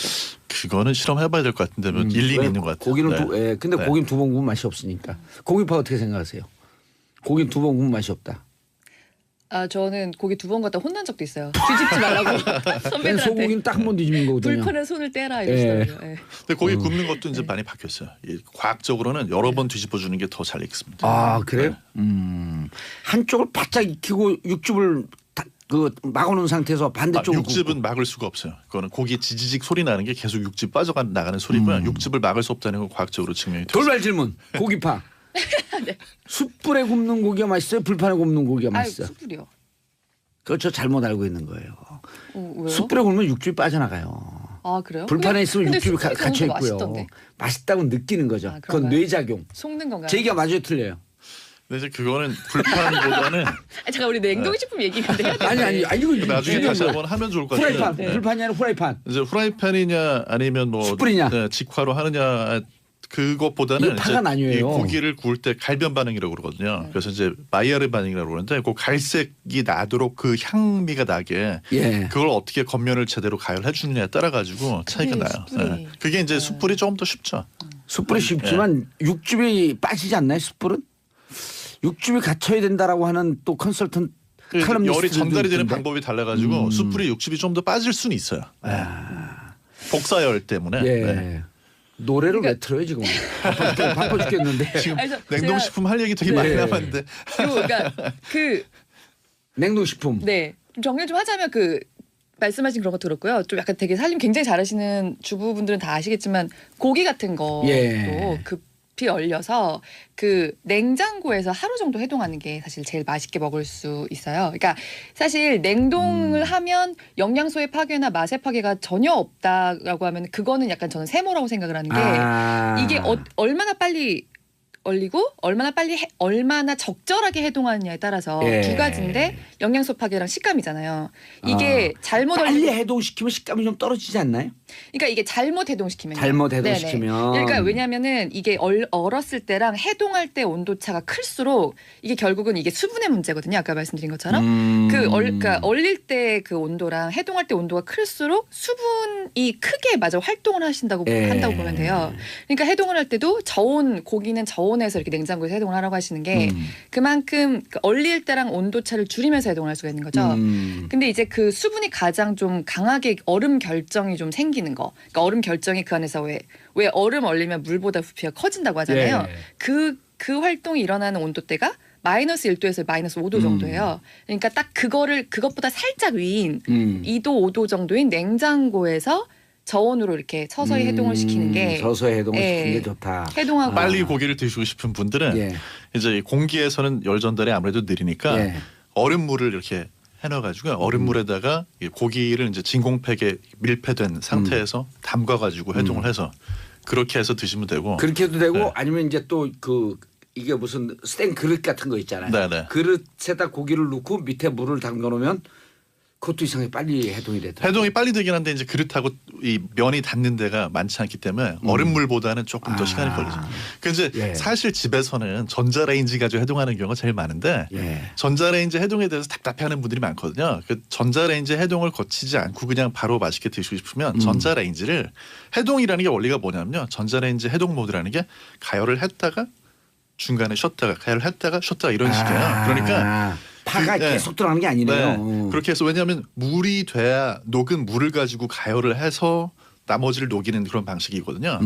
그러니까 그게 싫은 분들은 해동 모드 없이 그냥 전자레인지에 그냥 원래 조리하는 모드로 1, 2분 정도 했다가 한 1, 2분 쉬었다가 다시 1, 2분 했다가 쉬었다 이런 식으로 조리하셔도 맛있게 조리가 돼요. 요거는 좀 말씀드리면 사실 채소 얼리는 거 되게 좀 약간 부담스러워하시는 분들 많으세요. 채소는 안 올려 먹는데 채소는 김치 냉장고에 넣는 게 제일 낫지 않나요? 신문지에 싸갖고. 그러니까 김치 냉장고도 굉장히 살짝 오는데 신문지를 싸놓으면 이게 보존이 잘 되더라고. 근데 냉동실에서도 괜찮아요. 왜냐하면 채소는 그러니까 아예 수확하자마자 바로 먹지 않으면 시간이 지날수록 그 영양소 파괴가 굉장히 빨리 일어나는 식품이거든요. 그러니까 냉장고에 두고 그 냉장고 밑에 신선실에 두는 것보다 데쳐서 급속 데쳐갖고 얼리고 빨리 가열해서 먹고 하면 그 오히려 영양소 파괴를 훨씬 줄일 수 있어요. 긴급 질문. 왜 채소 내는 거 신문지에 싸면 더 보관이 잘 돼요?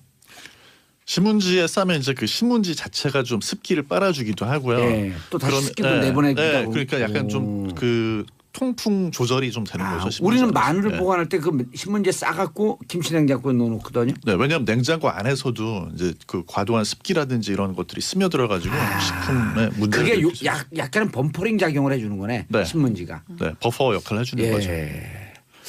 자, 8097님 술줄 안주나라는 술안주 이야기해준 팟캐스트에 나오셨던 정 작가님이시네요. 라디오에서 목소리 좀 신기하고 반갑네요. 자, 박진수님 오늘 처음 보는데 기자님 목소리도 좋으시고 예쁘시네요. 이름도 권엘이에요. 이름도 예뻐요.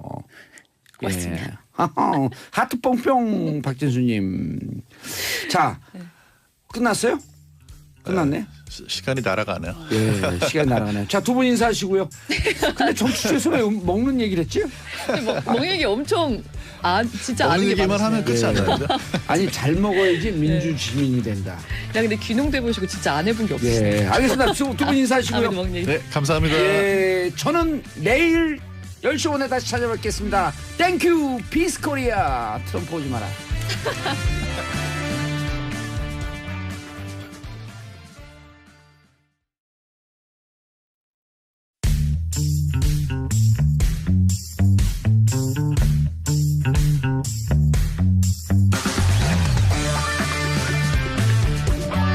정봉주의 정치쇼.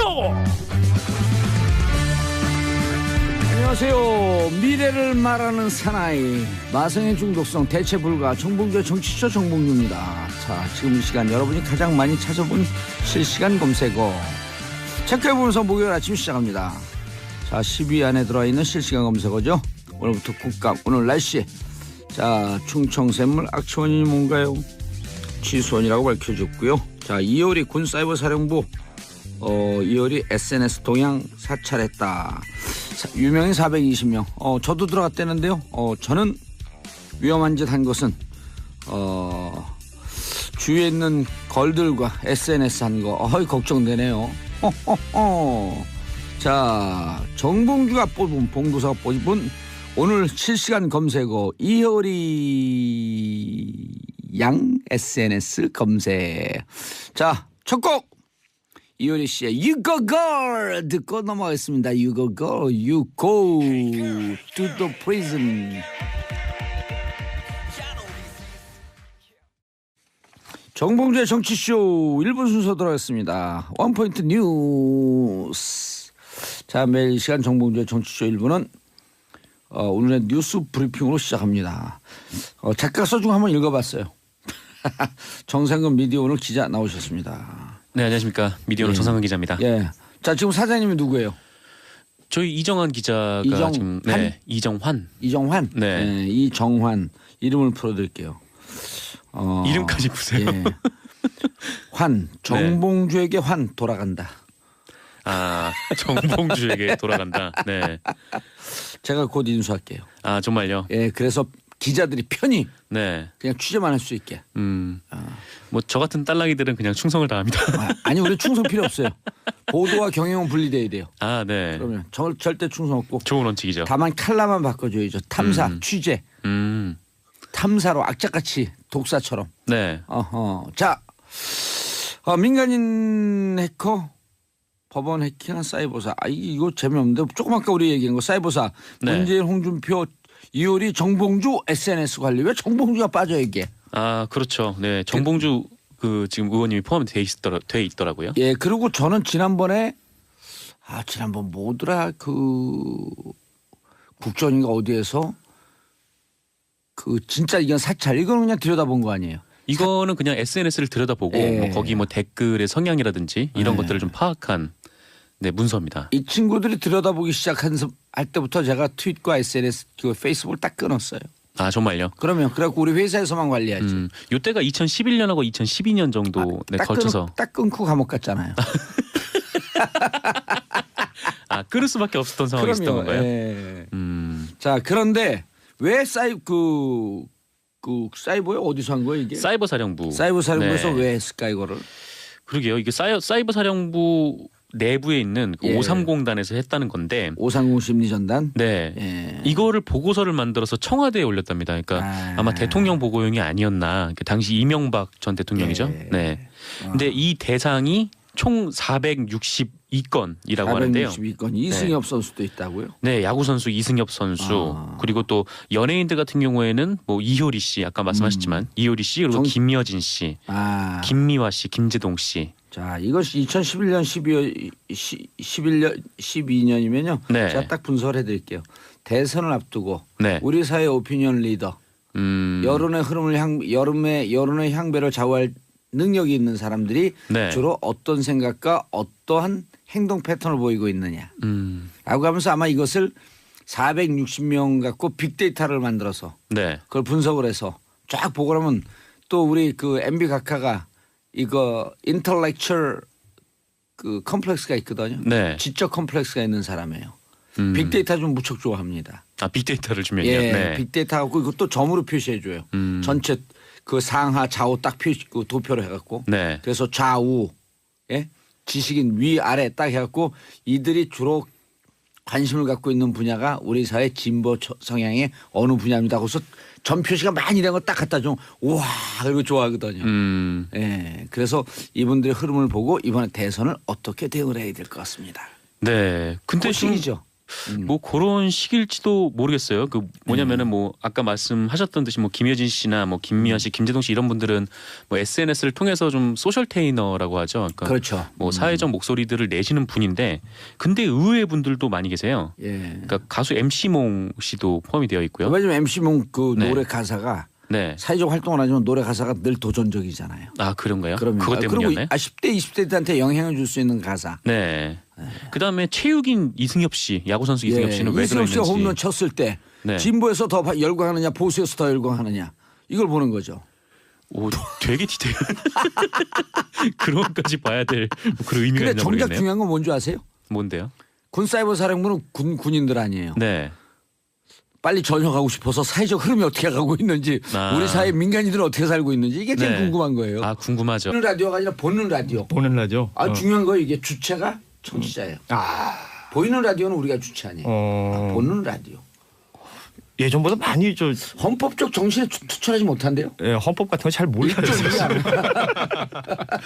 계속 얘기하세요. 아무튼 뭐 그 작년 연말에 그 촛불 전국 지나고 나서 예. 뭐 일단 저도 에너지가 막 끌어올랐다가 5월 8일, 5월 9일 이렇게 되고 나니까 에너지가 많이 줄었나 봐요, 제가. 그래서 뭐 지금은 에너지가 여러모로 좀 줄어 보여요. 비리비리해 보여요. 네. 좀.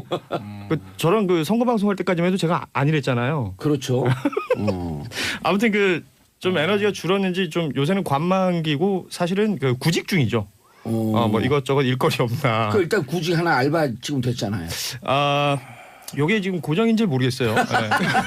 급하게 전화가 와가지고. 네. 네. 고정하소서. 그렇게요. 고정하세요. 네. 자, 오디션이래. 야 독하다 여기. 자, 첫 번째 뉴스. 어금니 아빠 아내에게도 성매매 시켰다. 이게 자, 어금니 아빠에서 우리 어제 호칭을 바꿨어요. 어금니 피의자. 네. 저 이름도 다 공개를 했고요. 네? 이름이 뭐였어요? 이영학이죠. 이영학. 네. 이게 원래 이런 사건이 나오면 기자들이 서로 눈치를 봐요. 누가 먼저 이름을 공개할까. 왜냐하면 약간의 리스크를 지는 거잖아요. 나중에 뭐 네. 명예훼손이나 뭐 내진 소송이 들어올 수가 있으니까. 제일 처음에 공개한 기자가 맞습니다. 오늘은 첫 한 조간이 먼저 공고를 했죠. 얼굴하고 이름을. 그러면서 경찰이 신상 공개를 다 하면서 이제 다 이영학이다라고 지금 이제 퍼뜨려지고 있는 거죠. 이미 물론 인터넷에서 이름이 다 돌았지만 아니 우리 언론이 이번에 괌에 가서 그 아이 차에 방치했다가 현장에서 체포된 변호사 판사 이분들 바로 공개했잖아요. 미국 언론은 현지 그렇죠. 매체에 이미 공개됐어요. 그 머그샷이 공개가 됐으니까요. 바로 공개했잖아요. 네네. 근데 우리도 이 피의자 인권보다도 오히려 여기서 지난번에 변호사들도 그러더라. 경찰을 가려줘야지 왜 또 경찰도요. 그 형사부 경찰들은 형사라고 얘기 안 하면 무슨 조폭무리 같아요. 다른 힘이 등치들이 좋아갖고. 그리고 또 이제 국정농단 그 피고인들 재판 받으러 갈 때 호송차 타고 내려서 법정 들어가잖아요. 그때 교도관들 또 사실은 다 얼굴 교도관들을 공개돼가지고 좀 불편할 것 같아요. 맞아요. 가려주고 그 피의자들 그냥 오픈하고 어쨌든 그 국회 살 일이니까. 그렇습니다. 네. 이게 사실 지금도 이야기 나온 대로 아빠라는 말도 쓰지 말자라는 말이 나올 정도로 당연하죠. 네. 뭐 어금니 어금니 그것도 빼버리자. 왜냐 어금니 하나 이용해서 하나면 사기친 거 아니에요. 쉽게 얘기하고 그렇죠. 도와주세요. 모금 그러니까 그 사람 어금니를 뽑아버리자 이런 얘기까지 나오는 거죠. 지금. 쪽한 거예요? 잘못했어요. 저는 오늘 면접 아니죠? 오디션 아니죠? 그래서 오늘 이제 공식적으로 경찰이 결정을 했죠. 신상을 공개하기로 했습니다. 법령에 따라서. 그런데 이 신상 공개도 중요한 요소입니다만 어제 발견된 동영상도 굉장히 큰 지금 관심을 받고 있습니다. 네, 경악스럽습니다. 왜냐하면요, 이 집을 압수수색했습니다. 그러면서 여러 가지 증거물을 확보했는데요. 휴대전화, 뭐 디지털 카메라, 기타 여러 저장 기기, 뭐 컴퓨터도 포함됐겠죠. 이걸 다 압수해서 지금 조사를 했어요. 그랬는데 여기서 동영상이 굉장히 많이 나왔다. 또 성관계가 장면이 있었고요. 그런데 그 중에 숨진 아내죠. 현재까지는 투신 자살한 것으로 이제 알려져 있는. 하지만 뭐 진상은 좀 더 규명 중에 있는 진상 규명 과정에 있는 그런 아내 최 씨 역시 동영상이 있다. 그리고 그 동영상이 이제 부부 사이에서의 그런 성관계가 아니라 다른 사람과의 성관계를 촬영했다. 이게 그래서 혹시라도 이게 이영학이 참 충격스럽고 공포스럽고 경악스러운 짐작입니다만 아내마저 성매매에 활용한 거 아니냐라고 하는 참 생각하기 싫은 생각을 할 수밖에 없는 상황인 것 같습니다. 제가 어제 심리학자를 개인적으로 만났는데 방송에서 할 얘기는 아니지만 그냥 해버리는데 심리학자 얘기가 동영상 나왔다라고 하면 딱 얘기 나오자마자 저 양반 성도착증 환자고 관음증 있는 사람입니다. 이 양반이 그러면서 나한테 부탁을 해요. 이런 거 방송에 나갔다가 명예훼손 당하니까 꼭 얘기하세요. 아니 뭐 동영상 나왔다고 하는 순간 이 심리학자들은 바로 규정을 해버리더라고요. 지금 뭐 밝혀진 사실만 봐도 철저하게 이중생활을 했다라는 거잖아요. 퇴폐업소 운영하고. 퇴폐업소 운영을 했어요? 뭐 그렇게 지금 나오고 있잖아요. 그리고 뭐 본인은 초호화 생활하면서 뭐 수입차를 3대를 굴렸다고 하잖아요. 본인 명의는 1대고. 그런데 이제 기초생활수급 대상자였고. 그러면서 복지재단에 후원금을 강요하면서도 본인은 뭐 또 그 아내가 죽은 이후에 이제 영정사진을 들고 또 후원을 해달라는 그런 메시지를 남기기도 하고. 그리고 뭐 2급 지적장애 또그 장기적으로 만든 그건 뭐 간단하게 만든다 그러더라고요. 그렇긴 한데 아직까지 확인되진 않았죠. 실제로 지적장애, 정신장애가 있는지 뭐 여부가 객관적으로 확인 안 됐습니다만 일단은 판정은 받은 상태죠. 판정 받는 게 변호사님께 잘 아시잖아요. 맞아요. 판정 받는 게 권리의 변동이 있는 거. 한 금치산자, 한정치산자는 권리의 변동이 있기 때문에 그건 철저하게 하는데 2급 지적장애 이런 건 권리의 변동이 없다는 거예요. 그렇죠. 네, 그렇죠. 그리고 또 뭐 글 쓰고 예를 들고 뭐 그러면 이거 그냥 그리고 실제로 그 재판하다가 그 2급 그런 지체장애, 정신장애 있는 그런 증인도 신문한 적이 있는데요. 교묘하게 위증까지 할 정도였어요. 그렇기 때문에 이게 우리나라 일상생활에 크게 지장이 있는 상황은 아닌 것 같아요. 장애 판정받는 게 되게 허술한가 봐요. 교통사고 나고 다리를 심하게 다친 사람이 정상적으로 생활할 수 있는데 심사받는 그 의사 앞에서 약간 이렇게 절면 거기에 대해서도 그냥 쉽게 장애 판정이 내려진다고 그러더라고요. 근데 그 장애 등급 받은 게 실제 생활에는 큰 지장이 없지만 말하자면 뭐 도로비 뭐 혜택 받는 거라든지 생활에 여러 가지 혜택이 그러니까요. 있죠. 그런 것들 때문에 4, 5, 6급 특히 뭐 이렇게 크게 말씀하신 대로 권리 변동이 없는 이 부분들에 대해서는 그렇게 막 꼼꼼하게 살피질 않은가 봐요.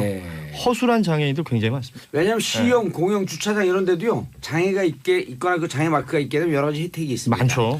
실제로 정신장애가 있어서 생활이 어려운 분들 계시거든요. 그런 분들을 위해서 만든 제도인데 그런 분들에게 갈 혜택이 중간에 이 짝퉁. 그렇죠. 짝퉁한테 다 흘러 들어가는 거예요. 그러니까 이게 악용되면은 그 악용하는 것 자체도 문제지만 실제로 보호받아야 되고 배려를 받아야 되는 분들이 또 안 좋은 시선을 받을 수 있거든요. 그것도 또 하나 생길 수 있는 큰 문제인 것 같아요. 그리고 또 이 사람이 2007년에 또 그 에세이를 썼잖아요. 본인 명의로. 그래서 뭐 그때 어금니 아빠의 행복이라는 그래서 책을 어금니 써서 아빠예요? 그래서 어금니 아빠로 알려진 거죠. 근데 이렇게 지적장애가 있는데 책도 쓰고 이걸 또 대필의혹이 지금 나오고 있거든요. 누가 대신 써줬는데 고스트라이터가 썼을 것이다. 근데 나중엔 그 사람 그 대필 작가라고 한 사람이 이제 언론에 나와서 주장을 했는데 나중에 자기 이름을 빠지고 결국에 이제 이영학 씨 자기 이름으로만 다 얘기를 하더라. 공동지필로 하기로 했었다. 그런데 그렇게 하면서 그거 이용해서 후원금을 다 거두고 그런데 정가 18범이고 방송도 엄청 많이 온몸에 문신이 새긴 그런 화면도 사진도 막 지금 뭐 SNS에 과거에 있었다면서 떠도는 것들이 있어요. 그런데 경찰 초동 대응에 문제가 있었다 이런 지적도 나오던데. 고 작가님. 이게 제가 봐도 애매한 게 있어요. 데뷔구라입니다. 데뷔구라인가요? 구라를 쳐야 됩니까? 이거 팩트인데. 자, 아무튼 구라를 팩트를 조금 더 쉽고 재밌게 하는 것을 구라다. 사전이 바뀌었어요.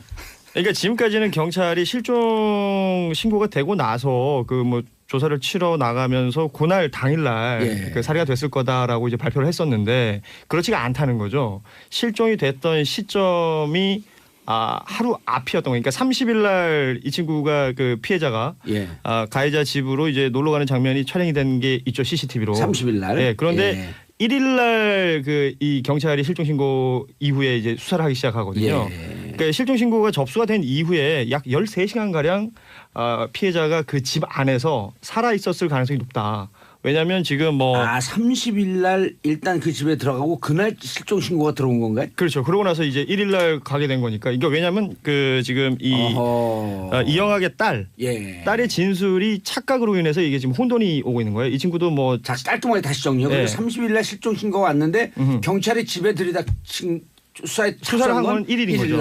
13시간의 공백이 있었다. 그러니까 이제 그 딸의 얘기를 듣고 그 딸이 이제 자기가 노래방 갔다 이런 얘기하면서 그 사이에 이제 살해가 됐을 거다 얘기를 했었는데 알고 봤더니 이 친구가 이틀 연속 노래방을 갔던 거예요. 30일 날도 가고 1일 날도 외출을 했는데 그 사이를 따져 보면 첫 번째 외출했다가 돌아온 이후에는 아직까지 살아 있었다. 수면제를 먹은 상태로 누워 있었다라는 게 확인이 되는 거죠. 그 이후에 그 외출 두 번째 외출에서 그게 한 5시간 정도 되는데 그 사이에 지금 아마 살해됐을 거라는 추정을 한다고 하는데 문제는 따라 부모는 그게 얼마나 지금 옥장이 무너지겠어요. 그러니까 이 문제는 뭐냐면요. 이 친구가 이영학의 집에 갔다가 실종이 됐다는 사실이 확인이 됐잖아요. 그러면은 이영학이라는 사람이 범죄 경력도 있고 전과 18범인가 그러니까 그 집부터 수색하는 것이 맞지 않았느냐. 근데 경찰의 말은 더 웃긴 게 예.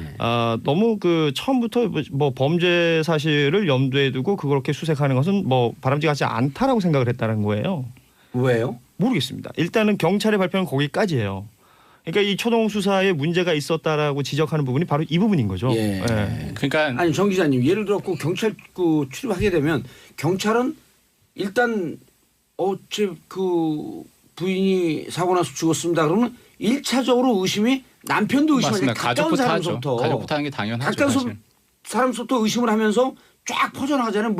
근데 바로 신고가 들어오는데 그 집을 먼저 수색을 해보고 그때 이제 보니까 먼저 거기에 이제 정확히 위치가 망우 사거리 일대에서 이제 실종 신고가 처음에 들어왔다라고 합니다. 휴대전화가 그 숨진 그 친구의 휴대전화 마지막으로 꺼진 곳이 망우 사거리였다라고요. 예. 거기만 수색을 하고 그 다음 날에 이제 그 10월 1일인지 2일인지 지금 왔다 갔다 10월 2일로 지금 얘기는 하고 예. 있는 이틀 뒤로 되어 있는데 그 뒤에 이제 피해자 부친의 친구를 이용해서 사다리 차를 이용해서 그 집에 들어갑니다.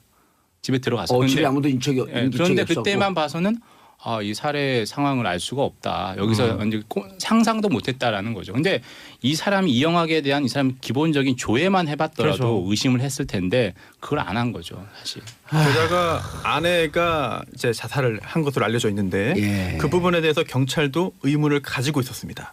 그래서 아하. 이 이영학이 혹시 이제 자살을 방조한 거 아니겠느냐, 또는 그 전에 폭행을 한 거 아니겠느냐라고 하는 의문을 경찰도 가지고 있었고요. 혹은 자살보다도 또 더 한 단계 나가서 자살을 위장한 타살일 수도 있겠다라고 하는 것은 수사팀은 누구나 가져야 되는 거거든요. 그리고 기본적인 생각이죠. 예. 실제로 입건을 해서 수사를 진행하던 중이라고 하거든요. 예. 그런데 이런 정보가 과연 모든 경찰들에게 공유가 쉽게 되지는 않았던 것 같아요. 물론 경찰이 모든 사건을 다 파악해가지고 완벽하게 처리하기를 기대하는 게 어려울 수도 있겠습니다만 그렇다 그러나 하더라도 중학교 2학년 학생이 실종 신고가 들어왔잖아요. 그렇죠. 예, 네. 빨리 전형하고 싶어서. 군대에 있을 때는 정말 인터넷 한번 들어가 보는 게 예. 소원이었던 걸로 기억나는데 아하.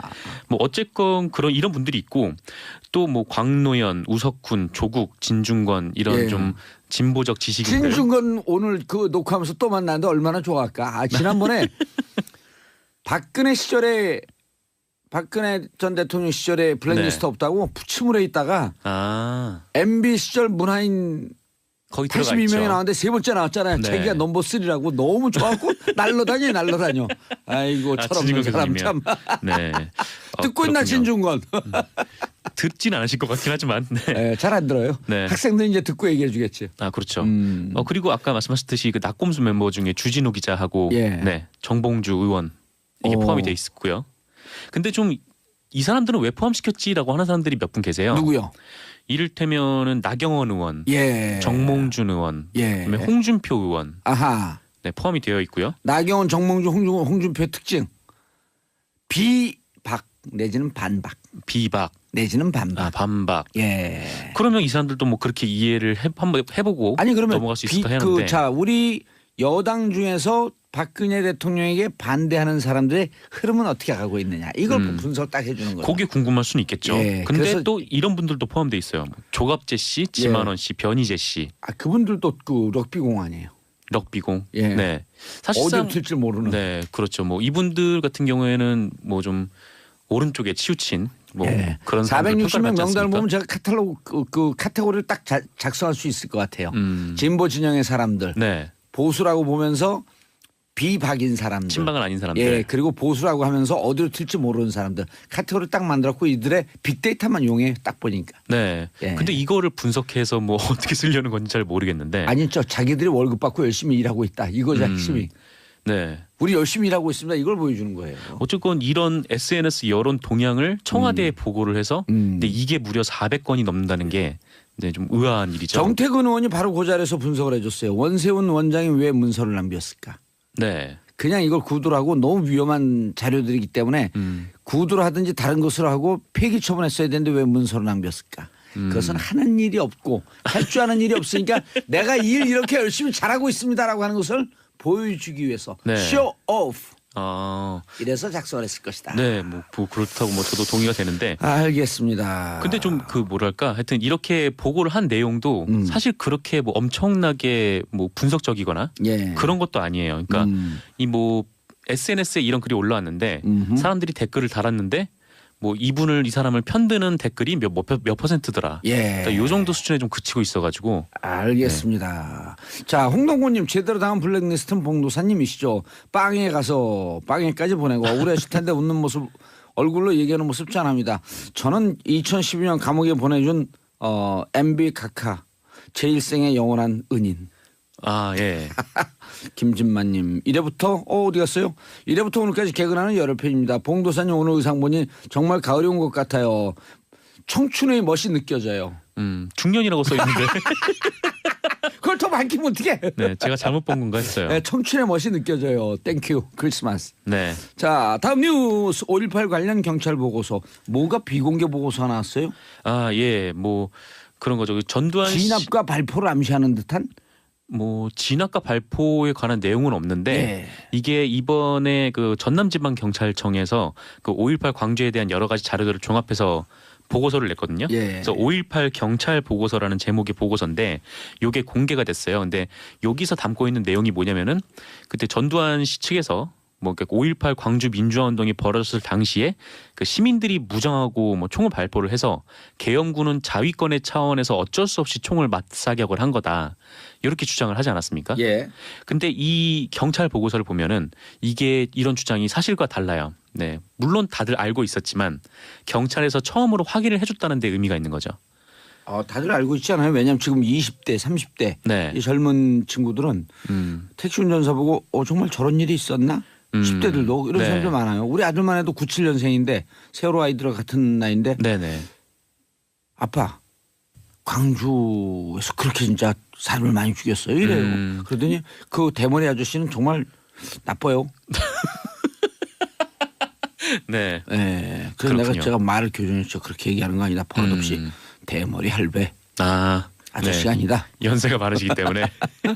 네. 근데 뭐라고 내용이 나왔나요? 이게 뭐냐면은 그 시민들이 경찰관서의 무기를 처음 탈취한 시간이 1980년 5월 21일 예. 오후 1시 30분이라는 거예요. 예. 그러니까 계엄군이 무고한 시민들을 향해서 총을 발사를 한 게 오후 1시잖아요. 그러니까 집단 발포가 시작된 이후에 그 도청에서부터 20km 정도가 떨어진 나주경찰서 남평지서로 시민들이 가서 거기서 무기를 거기서 무기를 탈취했다. 예. 그러니까 이게 좀 자연스러운 흐름인 거죠. 그러니까 총을 쏘니까 시민들이 그냥 막고 있을 수밖에 없는 거잖아요. 예. 네. 그래서 시민들이 오히려 자위권의 차원에서 그렇게 움직였다라는 건데. 정당 방위 차원에서. 네.